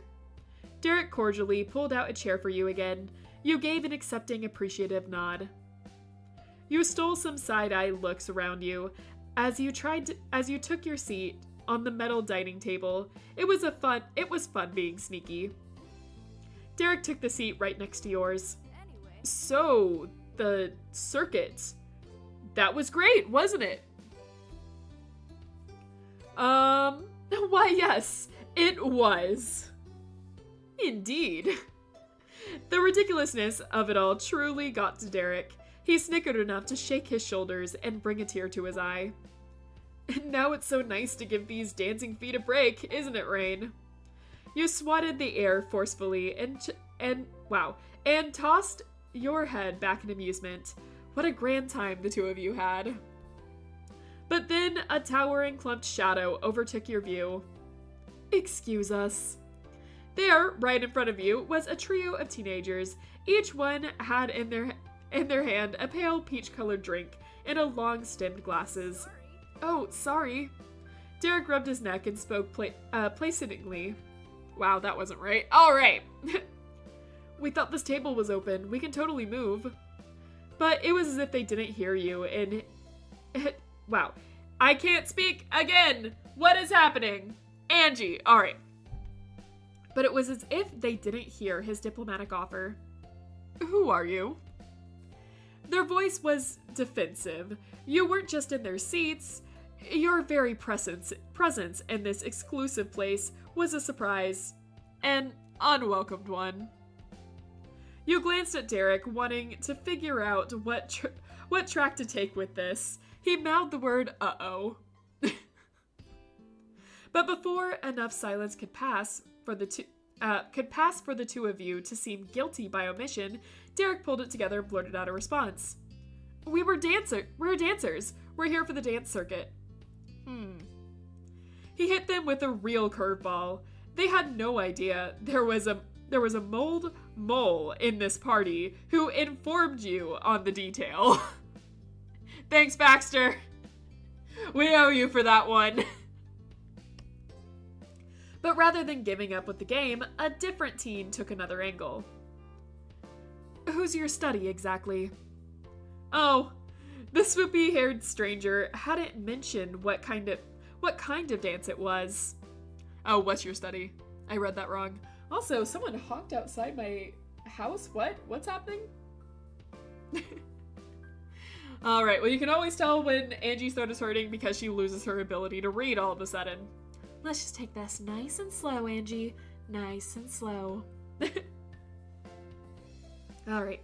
Derek buried his face in his arms across the tabletop, trying not to let his cackles get away from him. Well, most of them. Most of them. Really.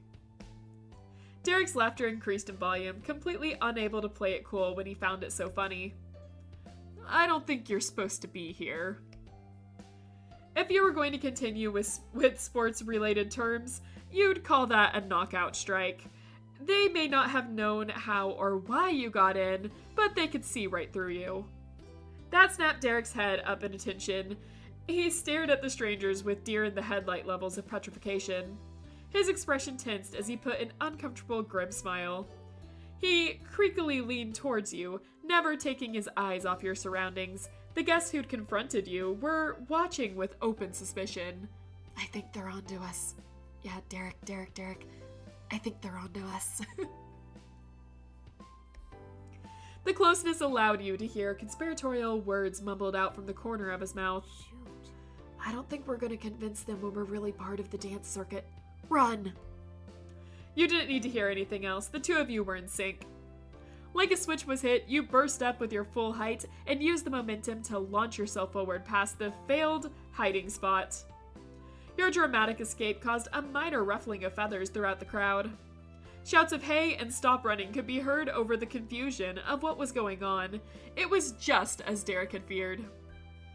But no one was actually chasing after you, as far as you could tell. However, neither you nor Derek were taking chances, and you kept up the frantic pace. You were escaping the metaphorical aliens. Your throbbing heart was caught up in your throat as your pounding feet propelled you down the same track you'd come from. It all makes sense now. Oh my god. Baxter's an alien. It all makes sense why he can't communicate with us properly. He's an alien. Oh my gosh, it's so clear to me now. No wonder he was so extra. No wonder he chose flirty as his personality. It all makes sense. Alright. I'm gonna stop now. Alright. Being dressed in your Sunday best didn't help matters. It might have been fitting for a summer soiree, but it didn't fit at all for the situations like that you somehow ended up in. No wonder he thought his hair like that would be good. Yeah, it all makes sense. Invasion of the Body Snatchers. He thought this was normal. It seemed you and Derek had a knack for winding up in positions that required a hasty retreat. At least that time you could get away for good. You wouldn't have to go home and face the music like when you ditched Elizabeth on the first day of vacation. Once you'd made it halfway back across the country club, you finally slowed into a full stop, breathing a sigh of relief. Your face was flushed with heat, but a chill began to seep in as the evening wind brushed over beads of sweat on your skin. Can't. What is happening? What is happening, Angie? You started off so well. You got goosebumps along your arms. It was invigorating. Meanwhile, Derek wiped his forehead with the palm of his hand, likely missing those plush wristbands he almost always had on, and glanced up at the sky. Looks like we shall live to see another day. Let's do this again. We're practically criminal masterminds now. Yeah. That's funny. Yeah, basically. And if I had to have a partner in crime, it's cool that it's with you. The rest of the walk back was indeed a walk. You could relax with the slow pace, enjoying the quiet reassurance of being alone with Derek. The rest of the world was unable to reach you for a little while. Nightfall had long passed by the time you and Derek found your way back under the dazzling lights of the summer soiree. Mom would say it's not fashionable to be late, but maybe it was when it's your second time arriving at the party. It might have been to Derek. He took in the scene with new eyes, amazed once again by the elegance surrounding him. With a tilt of his head, he shot a chummy grin at you. Yeah, I definitely did have to be here for this. It's living a real-life movie instead of watching one. What do you mean instead of? Were you going to do something else tonight? For a second, he didn't speak, frozen in place. Then Derek deflated like a free balloon from the shopping stress. His shoulders sunk low and forward, and he bent on his knees. Well, actually, we were gonna all go to the movie theater. Mom, Dad, the bros. It was something we knew we would be today for a couple of weeks. Aww, he canceled all that for us? Derek really is the sweetest. What? I hear you. My cat. He keeps trying to get into stuff that he's not supposed to. Alright. I'm going to, once again, check on him. I'm, especially, like, in this moment right now, That seems super sweet, but I'm gonna check on him real fast. I will be right back. No one move, I'm gonna come back. Okay? I'm watching you guys.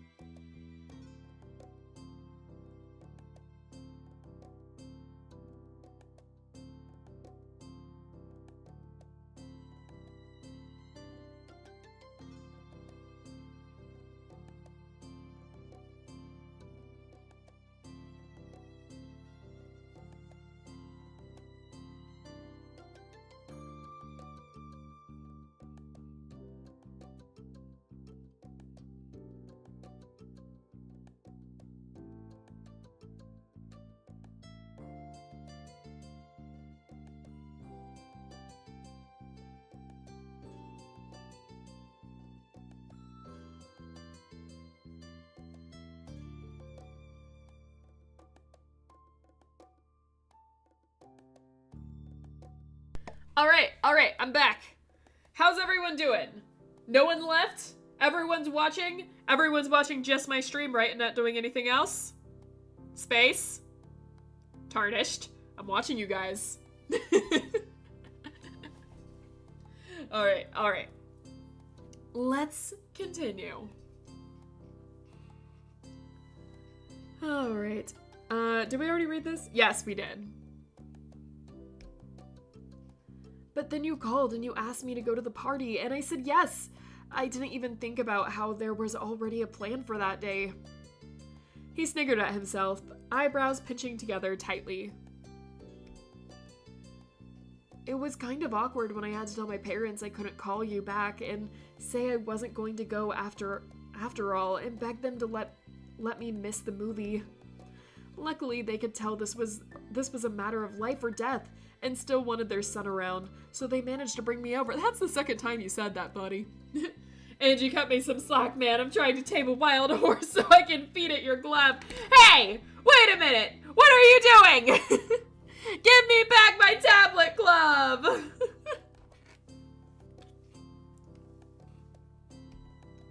Derek and you were somehow equally shocked by this explanation. Man, I always used to remember those things. They were big deals, and now this happens. He sighed, baffled and frustrated. The green-eyed boy had lost the metaphorical keys of his own thoughts.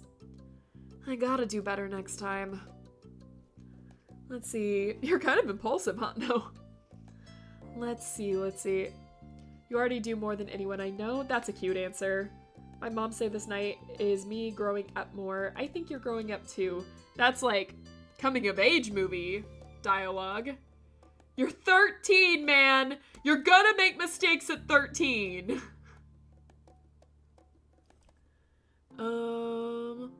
Let's see. If it helps, I'm happy you wanted to see me so much. That's a cute one.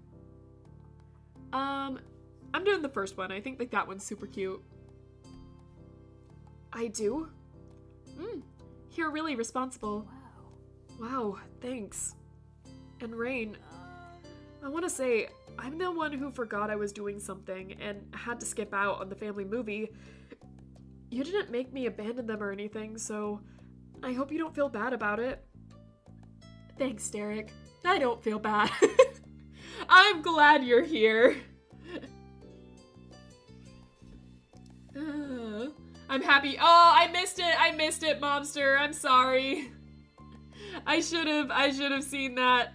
I think you did that in time too. I'm sorry. It's all about what you want, Angie. I'm sorry.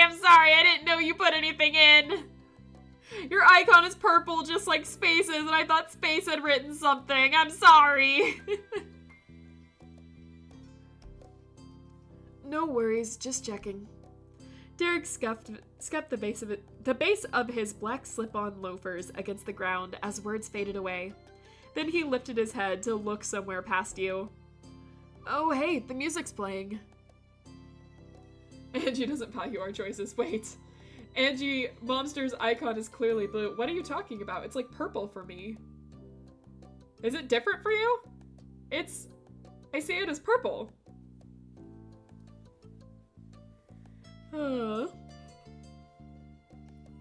Oh, hey, the music's playing.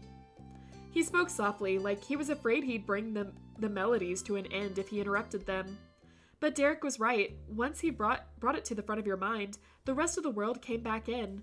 The sounds of delicate plucks on strings included. I imagine this Annabelle Derek's Night Fury dancing with his crush. I could see that. How do Night Furies dance? How do dragons dance with each other? I'm curious.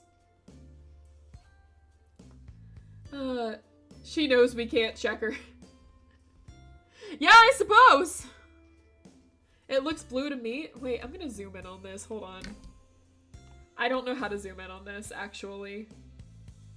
On both of my monitors, it's like a bluish purple, I guess.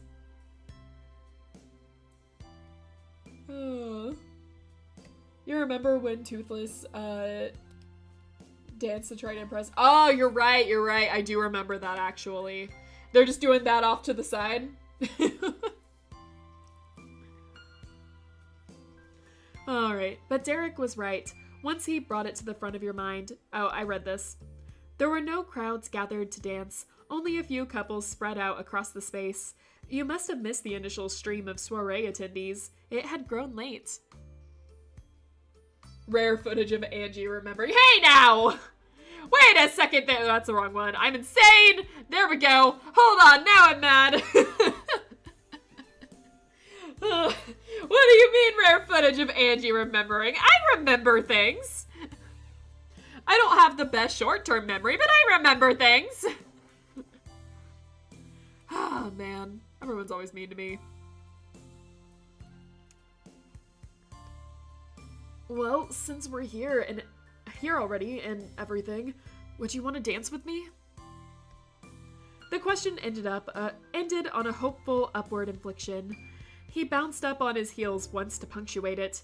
Derek stopped breathing entirely when the sentence was complete. Of course. I would, Derek. I'd love to. Nice.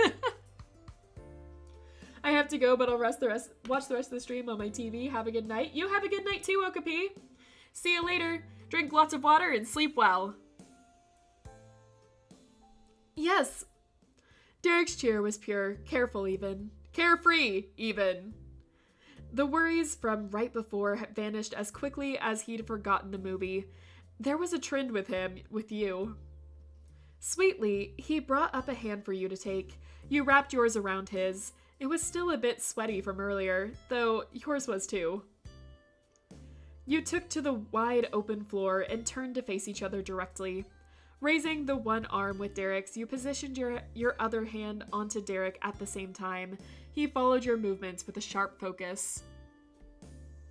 Your bodies were close enough together, and there was enough of a size difference that you had to tilt your head down to look at your partner for the dance. When your eyes met, you felt your hand being squeezed much more tightly than Derek probably realized. Derek's face had gone into a deep shade of red. You tentatively moved as one. Derek stepped lightly, never so much as pinching the tips of your toes. Each sway transitioned better than the last, though there wasn't much of a flow. Derek danced more like a machine clicking exactly into place as at the right intervals. There was tension in Derek that he tried to play off with a joke. Hey. Check it out! We totally are dancers. They should have let us join that other party. His stiffness on the delivery only made the line funnier. You had to crack a smile. Yes. The overgrown 5-year-old. Are you talking about Derek over here? Derek let the conversation drift away. Focus returned completely to a proper performance. Oh. Yeah. Oh. We'll lean over and rest our cheek on his head. Derek gulped, but pressed deeper into the touch. His warmth spread through you more wonderfully than the melodies swirling around. You were happy. Eventually, the last other guests returned to their tables to rest. It was only you and him left there. In a small voice, Derek let you in on what was on his mind. Hey, sorry we kind of missed the party. I shouldn't have made you take me around everywhere. Are you kidding? That was fun! We snuck in and ruined someone else's party. It was great!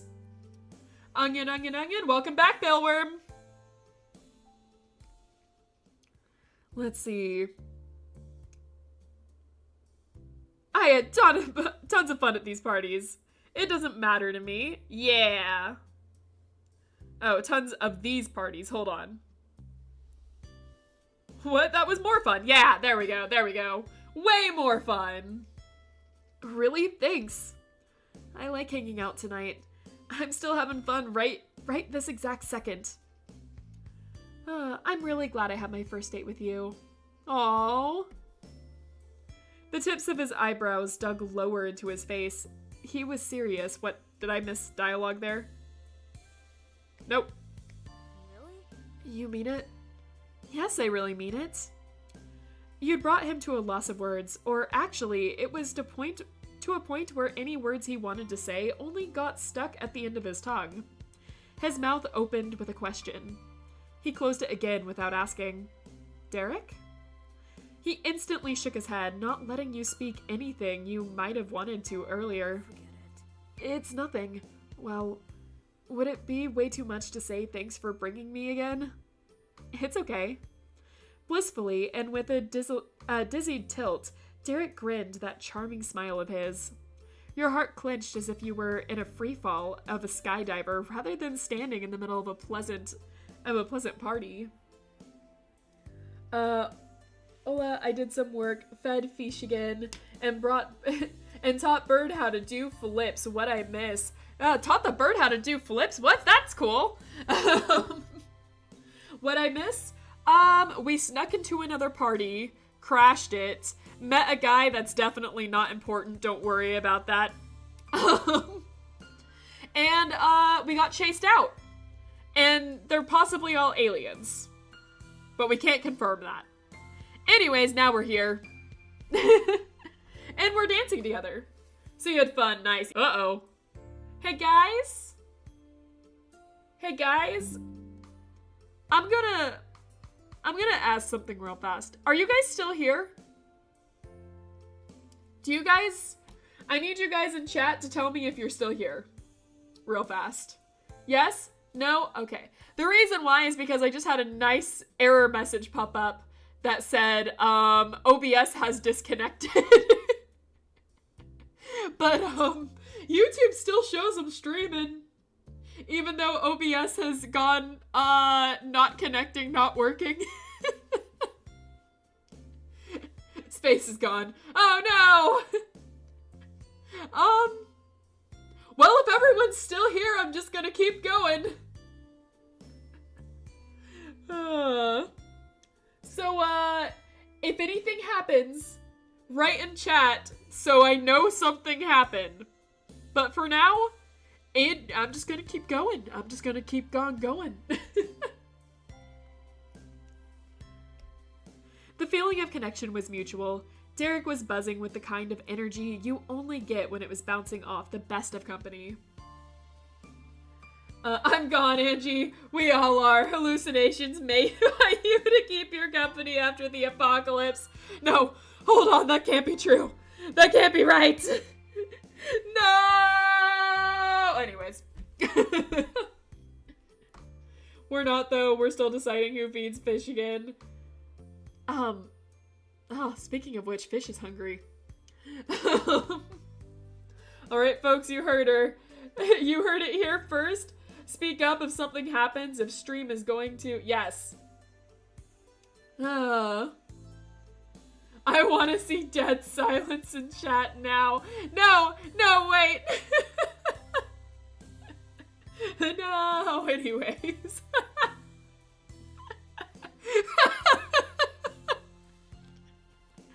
Anyways, I'm gonna go back to reading now. I have a visual novel to finish. This is book club. What am I here? Just to talk to you guys? Dead silence. Oh no, the stream is muted. Anyways. The feeling of connection was mutual. Derek was buzzing with the kind of energy you only got when it was bouncing off the best of company. I can't can never give line reading. What is going on with my voice right now? All right. I can't say a sentence either. Okay, water drunk, let's go. It made Derek break out of his self-imposed mold. He tucked his left hand around your back and spun the both of you around. Whoa! Let's go. Let's dance. But most of the dances ended. We're the only ones on the dance floor. Derek! My social anxiety can't take this, Derek!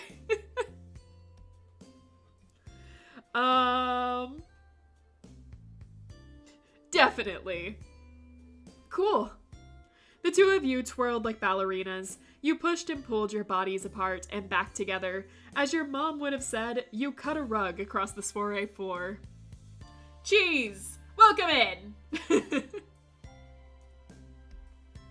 Somehow, you felt like a kid again, where it didn't matter what you did or who might be watching, the world was yours to enjoy. Derek had clearly embraced the mindset with a little impromptu tap dancing to the beat, bringing you along the whole way. You cheered and laughed together until you lost your breath, and even so, you still kept going. Then, all too soon, the song reached its conclusion. You could have continued quite contently for some time more.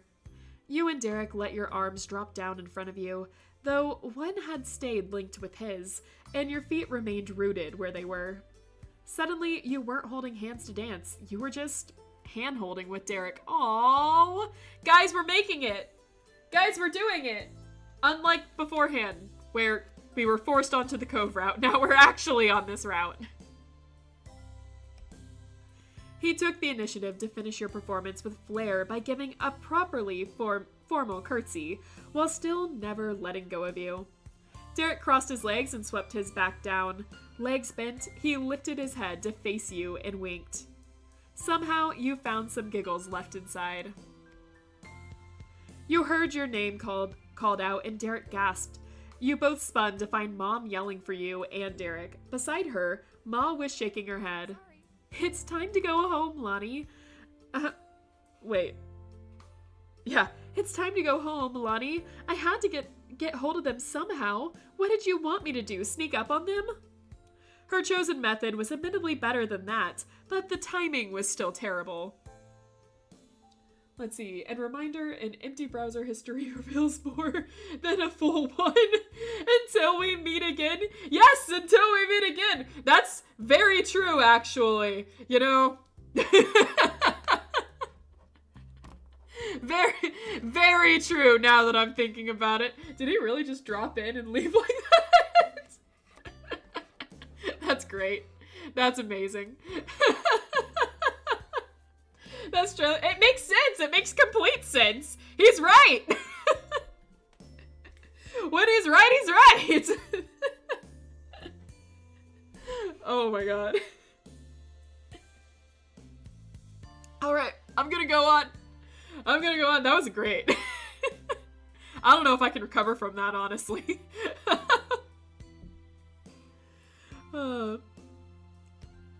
Derek breathed a sigh of relief after the shock wore off. The shout had thrown him right back to earlier in the evening, when unknown adults were also yelling after you. I feel like I might be the innocent one of the lot. Maybe. I won't say anything then. I heard my cat. I heard my cat somewhere. But I don't see him. That is suspicious and makes me worried. Anyways. Derek breathed out a sigh of relief after the shock wore off. The shout had thrown him right back to earlier in the evening when unknown adults were also yelling after you. He lifted up one cheek with a lopsided smile. Looks like we're getting away with it. The getaway ride is here. Hell yeah! The two of you shared a private laugh while your parents watched the reaction and confusion. You were so glad you got the chance to dance with Derek after all of your misadventures at the party. Excluding the scene with your moms, it had been a perfect ending to the evening. And it had to end sometime. You didn't need to say anything to him. The two of you strolled together again, over to your parents, who were still bickering playfully. Hello, Mrs. Sky and Mrs. Sky. Standing shoulder to shoulder, the two surveyed you and Derek. You wondered if they were checking that they were returning the Suarez son in the same state he'd left the house. What are they accusing me of? I've done nothing. We just crashed someone else's party, but we were both complicit in that crime. And that was quite a night, huh, gang? Wasn't it just? I think it was pretty unforgettable. Derek's face had a full grin, and while the words were in response to your parents, he looked directly at you when he said them. Thanks for bringing us. Ma was smiling too, with an expression so soft it could have cradled a newborn chick.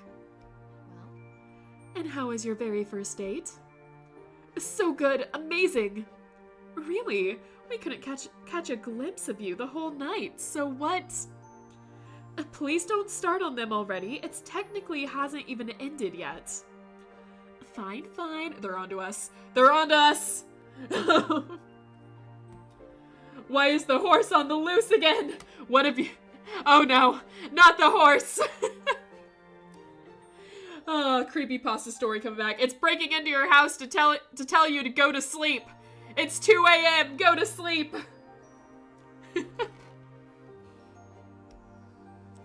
Good.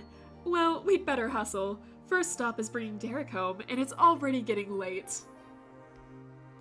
Elizabeth will have the place to herself for a while longer. If we're lucky, our house might still be standing when we get back. Oh, shush. She spotted your mom playfully, laughing at the comment. You cast one last look at the party. You saw people exchanging farewells and suppressing yawns. Most of the faces were happy ones, despite the wariness that was starting to creep in. Derek lingered near you, waiting. The pair of you were going to be left behind at the rate things were going. Turning away from the final moments of the summer soiree, you were left feeling grateful that you had such a good guest to keep you company the whole way through. Your lies can't scare me, for it's 2:48 and not 2. We found another one staying up late. Long horsebacks, the more Angie remembers, the more Angie is likely to forget. Wait a second!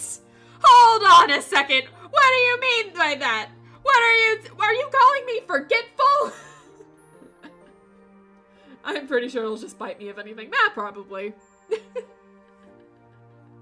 Because trust me, those things can bite and it hurts. They can kick too, let me tell you. Alright. Turning away from the final moments of the summer soiree, you were left feeling grateful that you had such a good guest to keep you company the whole way through. You both easily caught up with your moms. They hadn't gone far. Together, the four of you navigated the crowded parking lot filled to the brim with cars from other visiting guests. Ma unfortunately couldn't remember exactly where the car was. It took a short game of extra elegant or extra ridiculous, depending on your view, hide and seek with a car to locate the familiar vehicle in the back corner of the lot. I've played that game so many times. You clambered inside, and Mom hit the road. It would be a while before you'd arrived at Derek's house, so you let yourself settle in against the seat. You slunk lower and rested your head against the car door. Little blurs of light flashed by one after the other as the car sped past street lamps, lining the almost empty road. Is it the same thing as the cheese paradox? A cheese has holes, the more cheese. The more holes, the more holes, the less cheese. Therefore, the more cheese, the less cheese. Yes. My sleep schedule is ruined and is partially blamed you for it. What? What? I could never. Not me. Hold on, do I have my shifty expression? Yes, I do. Not me. I would never ruin your sleep schedule. I tell you guys to get plenty of sleep all the time. Update, the horse has been escorted back home. Ah, that's good. That will only make her proud. All right. After more than 10 minutes of silence, Derek extended his arms and legs all the way out while lifting them in the air and pairing it with a wide yawn. He looked like a sleepy starfish. Derek glanced at you through squinted eyes as a soft smile replaced the large gape in his mouth before. In the darkness of the back of the car, as you rocked gently from the vibrations, he whispered to you, "You're great." Oh? Let's see. You're even better. No, I'm not. His eyes full closed, the ends of his lips still pulled up. Do you think that brown-eyed dancer even ever made it to the soiree? Yes. Knowing from other stuff, yes, I do. The woman definitely has not been ruining my sleep schedule for over a decade. Queen of enabling normal and naturals. You're even worse, Space. You're even worse. You're the one that ruined my sleep schedule. That is the face I used to make when I was a kid and my mom asked if I broke something. I don't know what you're talking about. Let's see. I wasn't even there in the first place. I was never there. Hearsay. Not hearsay. Allow it thou sleep. You guys sleep. It's 2 a.m. for you guys. Oh, man. Oh, wait. It's a new mystery. Yeah. Finally, you arrived at the condo complex. Your moms insisted on escorting Derek into his actual house. He didn't protest. You, of course, tagged along too. I might actually be dumb. I thought it said Hershey. I could go for chocolate about now. Unrelated. It was a chance to stay with Derek for longer. It was a short walk to the building, though the modernly decorated lobby up on the floor and across the hall to Derek's front door. You paused the journey for a second to give a warning. We're gonna have to be really quiet. It's past my brother's bedtime. You and your moms nodded as a group. Mom even went the extra mile by making a mock zipping gesture across her lips. That was enough for him, and Derek shoved a hand deep into his gray dress pants. He retrieved a loop of shiny silver keys. He cycled through the first couple on the ring before carefully gripping the one he needed. It was slotted into the keyhole, twisted, and then the door was tugged slowly open. Derek went straight in. You followed on his heels, with Ma behind you, and Mom got inside last. She shut the door. Lights went on in the main room, but it was an empty space. None of the 4 people were here could be seen. The only sound was the clinking rumbling of an active dishwasher. Cove where he belongs, below Derek. Not only that, we set Cove to indifferent now, so now we truly don't care about him. A shiny Pokemon has appeared! Hey Josh, welcome in. Apparently you're a shiny Pokemon now. So you're like the shiny mod? We sent him where? We're indifferent towards him now. So we no longer care about him. We restarted the game and made it so that we were indifferent. Sniff. Okay. Alright. Let's go. Lights were off in the main room, but nope, we already did this. Derek bobbed his stretched out hands down low and back up, gesturing like a team captain for you to hold the line. Your mom gave a thumbs up. He tiptoed down the hall, hunching his shoulders up high. Oh, I hope Cove is set to love us. Nope, he hates us now, so. Alright, he tiptoed down the hall, hunching his shoulders up high. When he reached the last door at the end, he shifted from almost crouching to extending out to his tallest height. Then Derek gave the door a few light knocks. Mr. Suarez answered, his features lit up seeing who was there.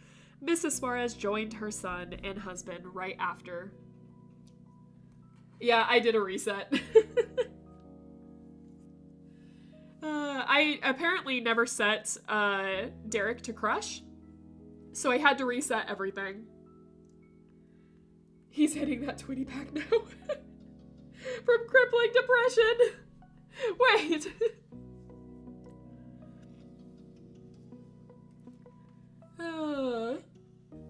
Dang, Derek has not grown at all. On his wedding day, he will still look like he did at 12. He hits a growth spurt eventually. I did not cheat the game.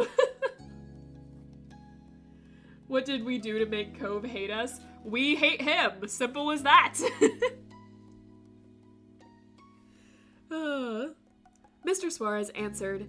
Oh wait, we did this. Mouths opened and closed as they had an inaudible conversation on the other side of the condo.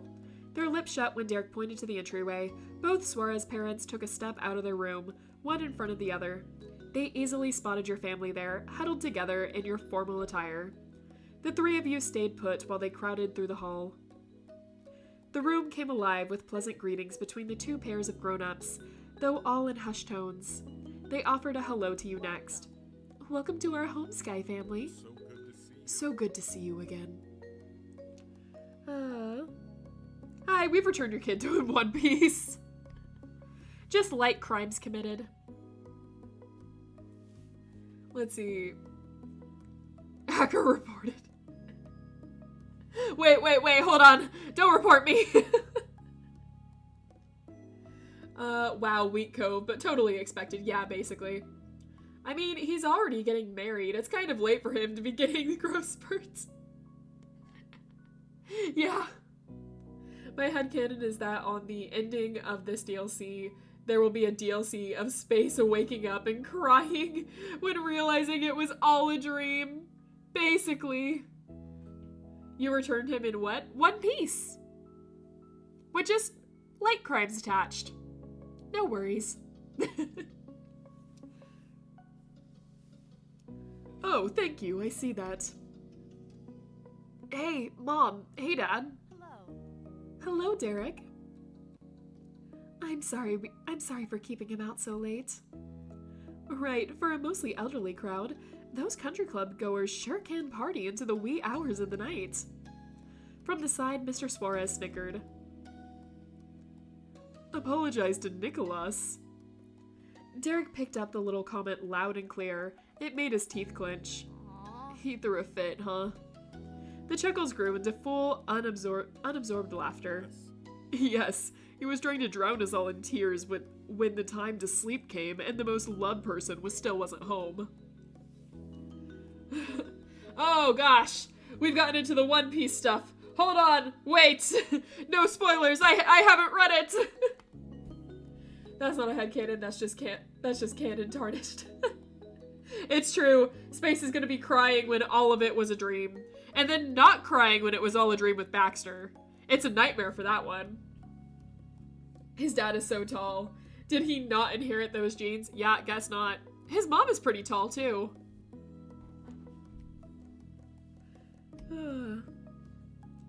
Junior wasn't pleased either, in his way. Oh, whoops. In contrast to the father's tickled amusement. Oh wait, no, he's not saying anything. What am I doing? Ah, stupid Angie. Alright. Oh my god, One Piece, like that game where Angela Lobotomy Corporation is from. That's it! That's the one! In contrast to the father's tickled amusement, Derek's mom frowned. She rubbed the opposite sides of her forearms with the hands crossed over her chest. Derek and Rain can't be blamed for that. That was an important night. Yes, it is. Shh. Derek and his mom brought a finger to their lips to hush Mr. Suarez in a united chorus of disapproval. Derek's dad chuckled softly under his breath, rustling his beard. You got the impression he knew exactly what reaction he was going to get, and it was done on purpose. He played innocent and simply continued with what he wanted to say. I love this man. Well, it's fine. He's still our short king fiancé. I hope we get a well-paid... Whoop. And I was reading chat too. Oh wait, again.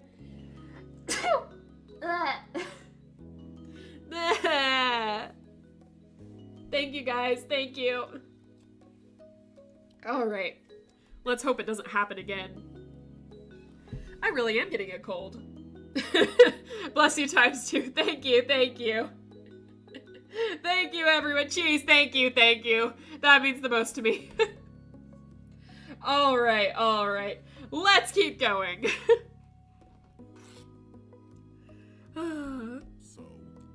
How was your date? Fun?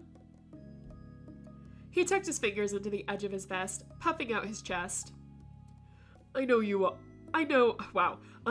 of all our children were prepared to accompany someone to a proper social gathering. One day when you're older, you could come with me to business dinners. Do you fish sneeze in the ocean? I mean, yes, but would you know it? Mr. Suarez's genuine pride over the date felt like a foreign language in comparison to your mom's love of teasing. But for Derek, that nod of approval made him just as bashful as your parents could do to you. We had a nice time, thanks, Dad. Mr. Suarez beamed and gave his child an encouraging pat on the cheeks, squishing his face between both hands. That's great. And that's what we hope to hear. Where do you think bubbles come from? Considering they live in freezing temperature, I doubt that. Some fish don't live in freezing temperature, though. In those warmer climates, that water can get pretty hot. Okay, let's see. Thank you for letting Derek come to the party. You're welcome. You're welcome, Rain. I wouldn't have wanted him to miss it. His parents were so nice, but that wasn't a surprise. Derek had got it from somewhere. Caribbean fish. Yep. Some fish live next to volcanic vents in the ocean floor. That's true. So you think that Caesary is a space fish? She's not a fish. She's a monkey. Wait, a question came back into... Okay, comment got cut off. Hold on. Wait, a question came back into my head. Do fish get thirsty? Not really. We're always drinking water. Bloodthirsty, though. Anyways. I should test that. Hold on, what do you mean test that? I pull fish out of water and see if she gets thirsty. No, wait, don't do that. Don't do that. She's not a fish, she a monkey. That's right. His parents were so nice, but that wasn't a surprise. Derek had to get it from somewhere. And have no fear, Junior and Nicholas will recount the movie so well it will be as if you saw it yourself. I already feel as though I have watched it myself 3 or 4 times. I could be a fish, you don't know. True, we don't know. You'll have to find out. She no fish, she monk. Yep, she monk. Update, yes, they do get their- Put it back! Put it back! Put it back in there right now! It was meant to be further encouragement, but the weight of self-imposed shame brought Derek's head down. His mother watched over him, his mouth opening slightly before she had the words to say. You were stressed about that tonight? Not coming to the movies with us? Maybe a little. No more. Derek, you have nothing to be guilty over. End of discussion. No more feeling sorry. Derek's dad followed that up with a wholehearted agreement. When will there be another day to attend a summer soiree? A movie can be rented after it leaves the theaters. I will wait for you as long as you want. It will wait for you as long as you want. She's a fishy monkey.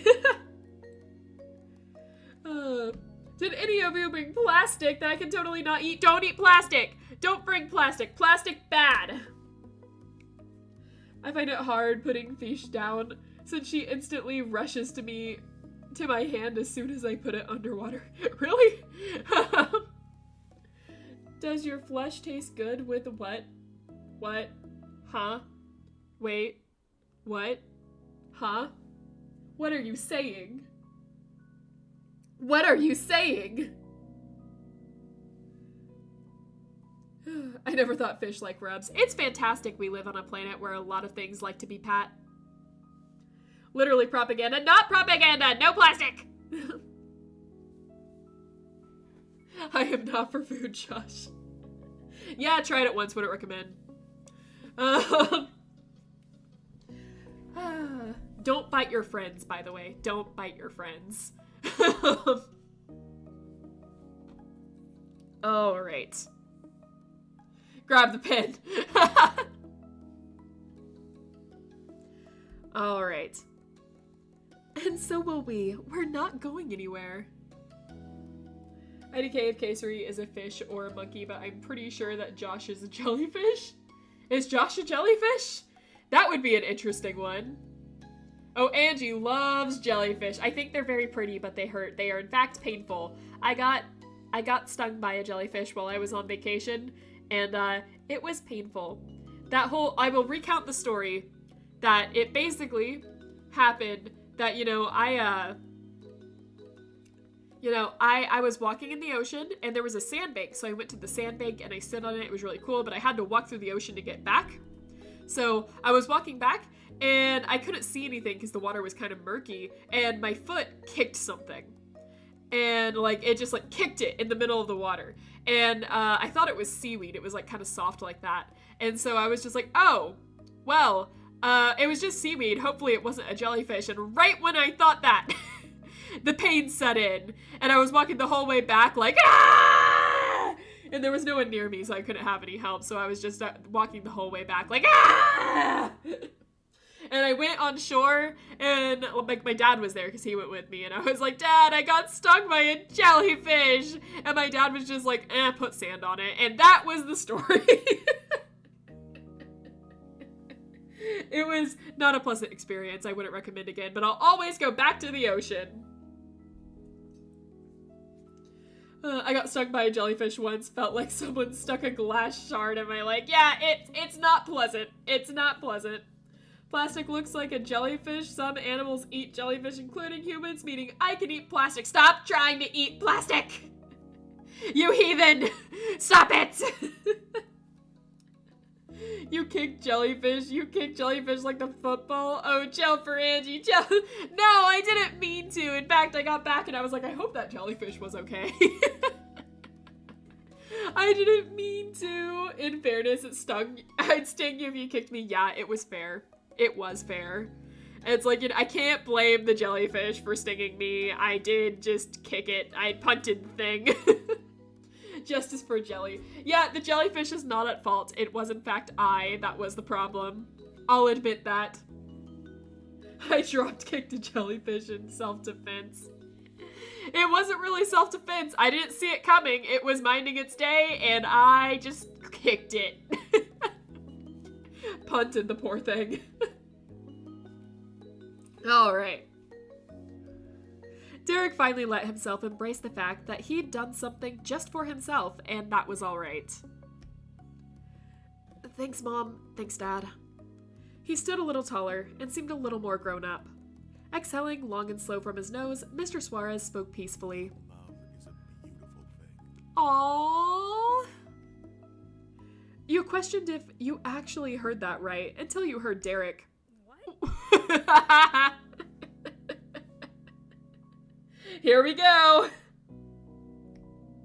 He might not have heard himself though. Derek was in such shock he shouted out with a volume higher than what you'd experienced from him, and at the worst possible time for it. A bushy brow raised on Mr. Suarez's head. He frowned earnestly, bemused.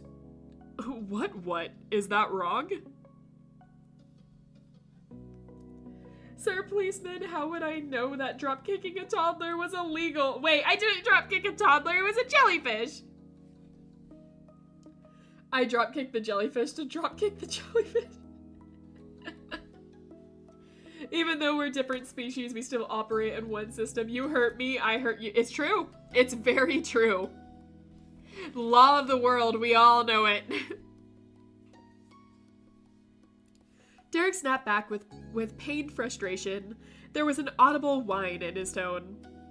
Why would you say that?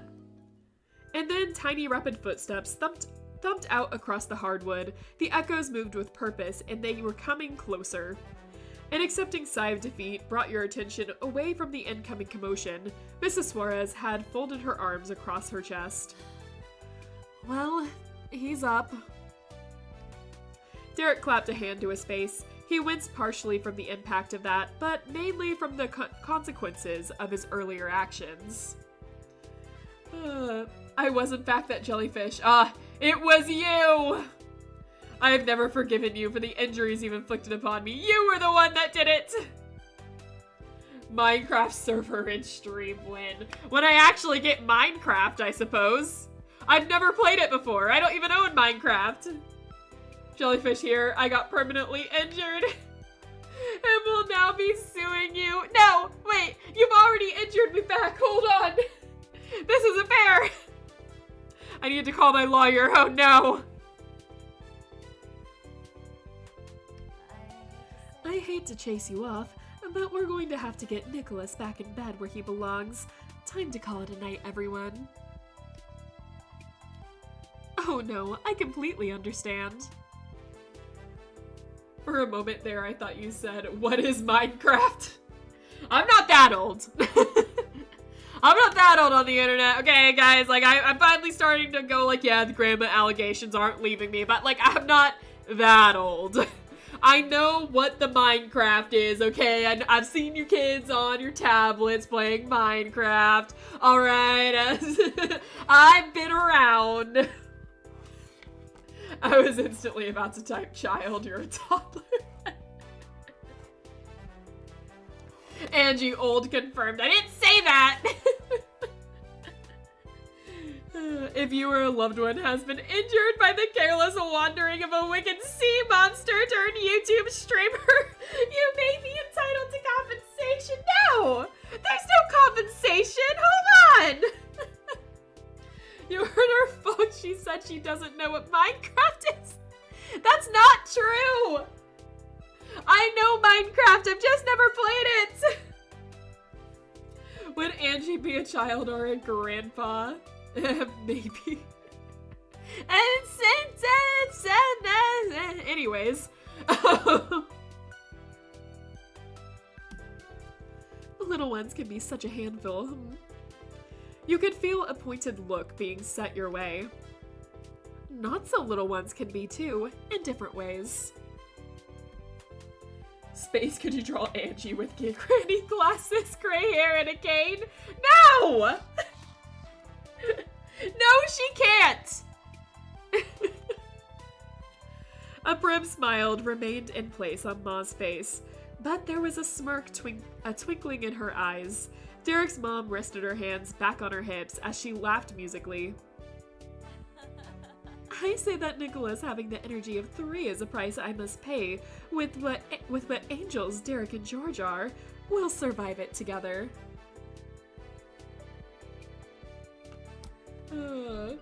Jellyfish's family here. You injured him so hard he died. We'll have to send fish assassins after to kill you. You'll never catch me. You can try, I'll eat them. They won't even get close. Come on, little Billy, go grab my fish bowl.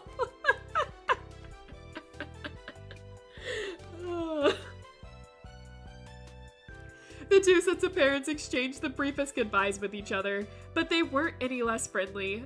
There wasn't time to waste. Night Rain, sorry about this. The party was great. Alright, let's see. Bye, good luck with all that. You vaguely gestured towards the little brother's room. Thanks. Joshy Fish. Oh my god. He waved with a sleepy softness while you were ushered out by Mom and Ma. Before your ma could pull the Suarez's front door completely shut, a final squeal escaped from the crack. And that was followed by the click of a lock in place. Derek had officially been returned to his family. He was no longer your guest. That sounds horrifying. A little bit scary. Josh, put a jellyfish profile pic now. He has to figure out how first. Mom's heels clicked down the complex's hallway, with her head held high, a grin playing out on her face. Now that's one way to come out of the night. I agree, Pam. If only Elizabeth would welcome us home with the same level of enthusiasm. They both laughed, covering their mouths and trading glances like schoolgirls.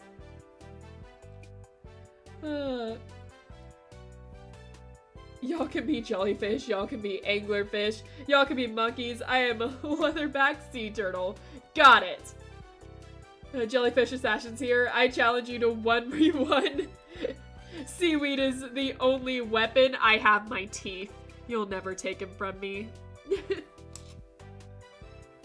He's already got it. The J stands for jellyfish. That's right. Do it, do it. I'm a worm. We all have our themes. They both laughed, covering their mouths and trading glances like schoolgirls. Let's see. You joined in with a giggle. As your mom had said, your first independent formal party ended on a very memorable note. And we're done with the third chapter, and we definitely have done the other two. Anyways, alright, my throat hurts. It's been almost 3 hours. I said it wouldn't be 3 hours, and look at us. We did it! That's right. We're on our way towards the romantic route now, and not just friends.